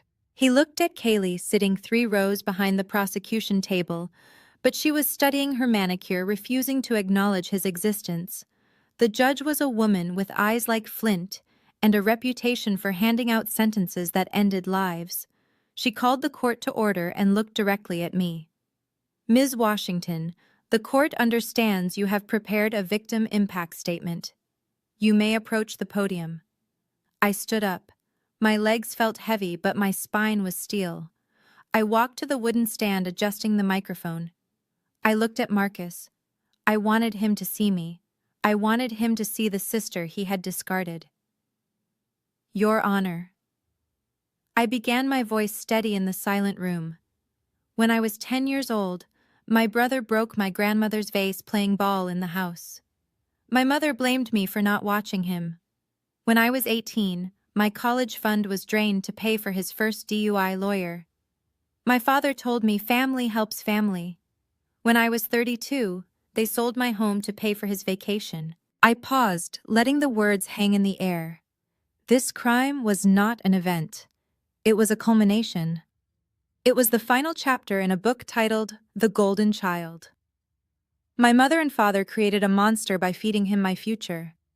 They taught him that his desires were emergencies, and my needs were negotiable. They taught him that I existed to be harvested. When he forged my signature, he did not think he was committing a crime. He thought he was making a withdrawal from an account he was entitled to. He thought I was property. Marcus flinched. A single tear rolled down his cheek, but I felt no pity. Pity was the currency they had used to bankrupt me. This court case is about fraud, I continued. It is about wire transfers and forged deeds and money laundering. But for me, it is about the theft of personhood. They tried to erase me. They tried to take the one thing my grandmother left me, the one thing that was solely mine, and turn it into party favors for a man who has never worked a hard day in his life. I am asking the court not for vengeance but for correction. I am asking you to tell Marcus Washington and everyone who enabled him that I am not a resource. I am not a safety net. I am a person, and I am done paying for his mistakes. I stepped back. The silence in the room was absolute. Even the reporters had stopped typing. The judge nodded slowly, her face grim. She turned to Marcus. Mr. Washington, you have pleaded guilty to wire fraud, money laundering, and conspiracy. You have admitted to working with organized crime figures to hide assets stolen from your own sister. The court finds your actions not only criminal, but morally repugnant. You preyed on the trust of your family and the vulnerability of your community. Marcus stood up, his chains rattling. Your Honor, please, he choked out. I'm sorry. I just got in over my head.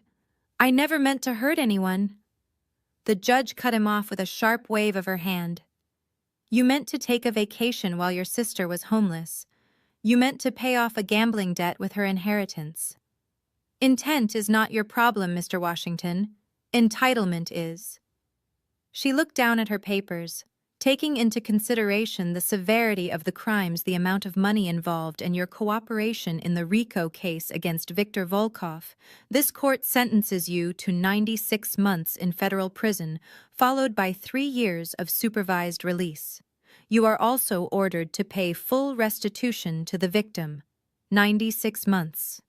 8 years. Marcus buckled as if he had been shot. He grabbed the table to hold himself up. 8 years of his life gone.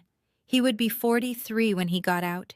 His youth, his potential, his golden years all wasted in a concrete box.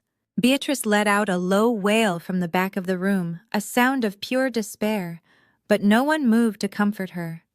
She had built this cage for him, bar by bar. The marshals moved to take him away, but before they could, Kaylee stood up. Your Honor, she said, her voice clear and cold. May I approach the defendant? The judge looked surprised, but nodded briefly. Make it quick. Kaylee walked to the railing. She looked impeccable in a white suit, the picture of innocent beauty. She looked at Marcus, who was looking at her with desperate hope. "Kay," he whispered. "Baby, wait for me." Kaylee reached into her bag and pulled out a thick envelope. She did not hand it to him gently. She tossed it onto the defense table. It slid across the wood and stopped in front of his handcuffed hands. "These are divorce papers, Marcus," she said loud enough for the press to hear. "My lawyer filed them this morning. I am not going to be a prison wife. And I am certainly not going to be married to a man who lied about his net worth." Marcus stared at the envelope. "Kay, please," he begged. "We can work this out." "There is nothing to work out," she said, smoothing her hair. "You are broke. You are a felon. And honestly, you were never that good in bed anyway. Goodbye, Marcus." She turned and walked out of the courtroom, her heels clicking on the floor like a metronome counting down the seconds of his destruction. It was brutal. It was heartless. And it was exactly what he deserved. He had married a trophy and was surprised when she didn't want to be mounted on a prison wall. The judge turned her attention back to the bench. Regarding the property at 425 King Drive, she ruled. The court finds the deed transfer was fraudulent and void ab initio. The title is hereby restored to Nia Washington, free and clear of all liens and encumbrances. The mortgage taken out by the shell company is nullified. The house is yours, Ms. Washington. I let out a breath I didn't know I was holding. The house. My grandmother's house. It was legally mine again. No more shell companies. No more Volkov. No more fear. Marcus was dragged out the side door sobbing. He looked back at me one last time, his eyes pleading for a rescue that wasn't coming. I just watched him go. I didn't smile. I didn't wave. I just witnessed it. The golden boy was finally tarnished beyond repair. Outside the courthouse, the rain had stopped. The air smelled clean, washed new. Beatrice was standing on the steps, looking lost. She saw me and took a step forward, her hand reaching out. "Nia," she said, her voice trembling. "He is gone. My boy is gone. What am I going to do?" I stopped. I looked at the woman who had practiced my signature until she got it right. I looked at the woman who had sold my sanctuary for a kitchen renovation. "You are going to survive, Mother," I said, "just like you taught me to. You are going to go back to your apartment, and you are going to live within your means for the first time in your life." "But I am all alone," she whispered. "Family sticks together." I put my sunglasses on. "Family does not steal from family," I said. "You made your choice when you signed that deed. You chose him. Now you can serve his time with him in spirit. Do not call me. Do not come to the brownstone. If you do, I will have you arrested for trespassing." I walked down the steps, leaving her standing there, a small figure against the massive stone pillars of justice. Dante was waiting by the car, holding the door open. "It is done," he said. "It is done," I agreed. We got in the car. "Drive," I told the driver. "Take me home, to my house." As the city blurred past the window, I felt a strange sensation in my chest. It wasn't happiness. It was heavier than that. It was peace. The kind of peace that comes after a war, when the guns finally go silent, and you realize you are the only one left standing. I had lost my brother. I had lost my mother. But I had found myself. And I had my keys back. That was enough. That had to be enough. It has been exactly 365 days since the gavel fell. 1 year since I walked out of that courthouse and breathed air that didn't taste like betrayal. The seasons have turned in Chicago. The gray slush of winter has given way to the humidity of summer, then the crisp gold of autumn, and now the first snow is dusting the limestone steps of my grandmother's brownstone.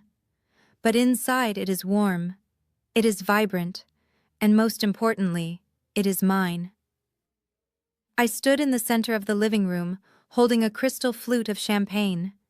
The space was unrecognizable from the dusty museum of memories my mother had looted. I had gutted it. I had to. I needed to exorcise the ghosts. The beige carpets were gone, replaced by rich dark hardwood that gleamed under the recessed lighting. The kitchen, the one Beatrice had sold my soul to renovate, was now a chef's dream of marble and matte black fixtures, a kitchen she would never set foot in. I had filled the walls with art, from local black artists, vibrant canvases that spoke of resilience and joy. The furniture was modern, sculptural, and unapologetically expensive. It was no longer Hattie's house. It was Nia's house. The room was full of laughter.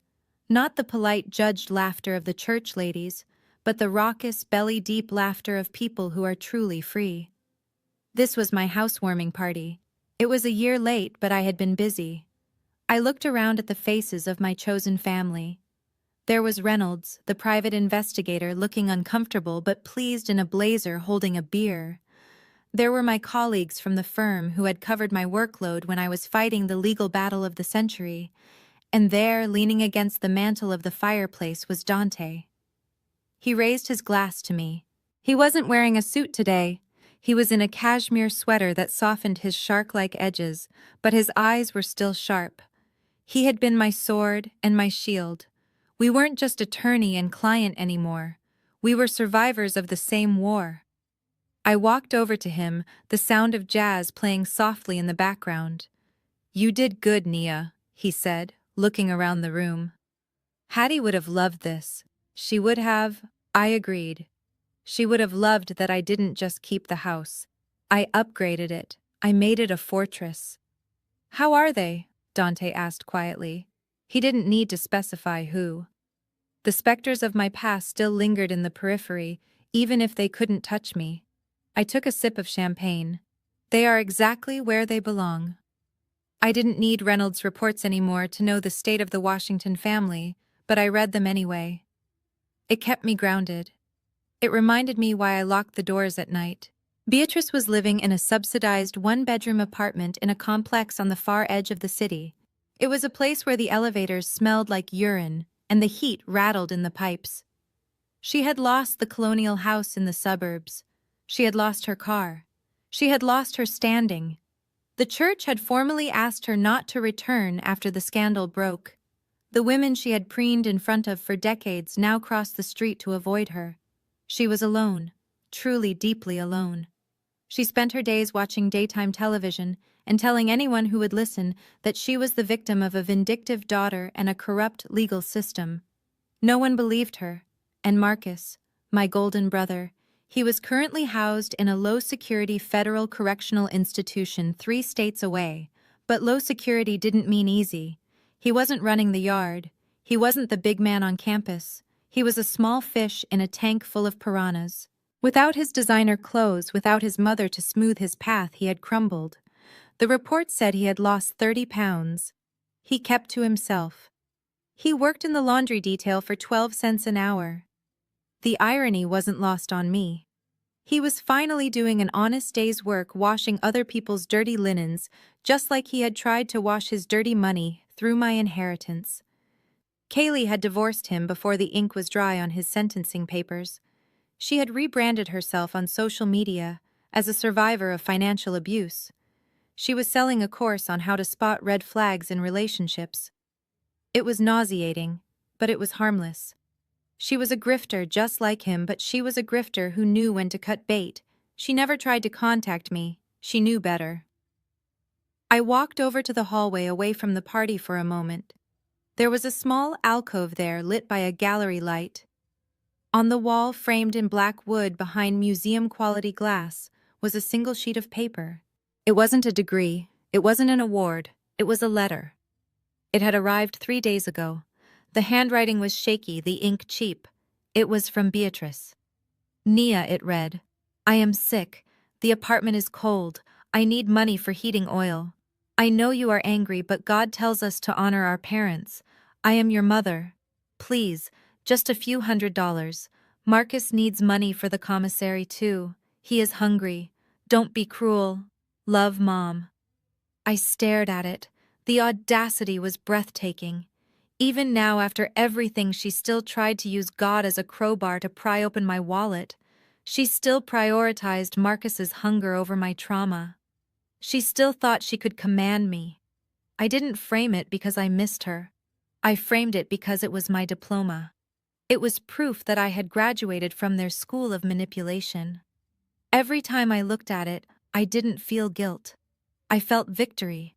I felt the immense crushing weight of obligation lift off my shoulders.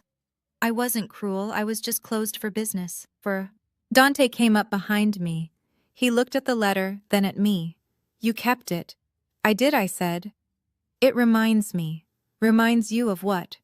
That I am not the bank I said, and I am not the doormat. I am the woman who burned the bridge so I could see the light. Dante smiled. He reached into his pocket and pulled out a small velvet box. He handed it to me. I didn't get you a housewarming gift, he said. Until now. I opened it. Inside was a keychain. It wasn't gold. It wasn't diamond encrusted. It was a simple, heavy brass key. It is a master key, he said. For the new security gate I had installed out front this morning. You didn't notice it when you came in because the installers were just finishing up. It is biometric. Fingerprint access only. No more keys to steal. No more locks to pick. Only you get in, Naya. Only you. I closed my hand around the cold metal. It felt like an anchor. It felt like a promise. Thank you, I whispered. Come back to the party, he said, touching my arm. Your family is waiting. I looked back at the living room. My friends were laughing. Someone was pouring wine. The house was alive with warmth and safety. He was right. My family was waiting. My real family. The people who showed up. The people who didn't steal. The people who loved me without conditions. I took the framed letter off the wall. I walked to the kitchen where the trash compactor was built into the marble island. I smashed the glass against the edge of the counter. The chatter in the living room stopped. Everyone looked at me. I pulled the crumpled letter out of the broken frame. I tossed it into the trash. I didn't need it on my wall anymore. I didn't need the reminder. I knew who I was. I turned to the room, raising my glass. To vacations, I said, my voice ringing clear and strong. The room went silent, confused. My mother sold this house because she said my brother needed a vacation. I continued looking at Dante, who was grinning. She said I didn't need the house. She said I was selfish. Well, she was right about one thing. Everyone deserves a break. I took a deep breath, filling my lungs with the scent of sage and freedom. They wanted a trip to the Maldives. They wanted luxury. They wanted to escape reality. So I gave them a vacation. I gave them a permanent vacation from my life. I gave Marcus a vacation in a federal cell where he doesn't have to worry about paying bills for 8 years. And I gave Beatrice a vacation from the burden of being a mother since she was so bad at it. I smiled, and it was the sharp, dangerous smile of a woman who had walked through fire and come out holding a flamethrower. And me, I am taking a vacation from toxicity. I am taking a permanent holiday from guilt. This house isn't just a building, it is my resort, and the occupancy is full. Cheers, Dante said, raising his glass. Cheers, the room echoed. I drank the champagne. It tasted like justice, cold, sweet, and expensive. I was Nia Washington. I was the owner of 425 King Drive. And I was finally completely home. This story teaches us a powerful lesson. Family is defined by actions, not DNA. When the people who should protect you become your predators, you have every right to protect yourself. Nia's journey proves that setting boundaries isn't an act of cruelty, it is an act of survival. We learned that financial independence is the ultimate shield against manipulation, and that true peace comes not from seeking validation from those committed to misunderstanding you, but from building a life that honors your own worth. Sometimes you have to let go of the family you were born into to find the peace you deserve. If Nia's victory gave you the satisfaction you needed today, hit that like button and subscribe for more stories, where justice is always served cold.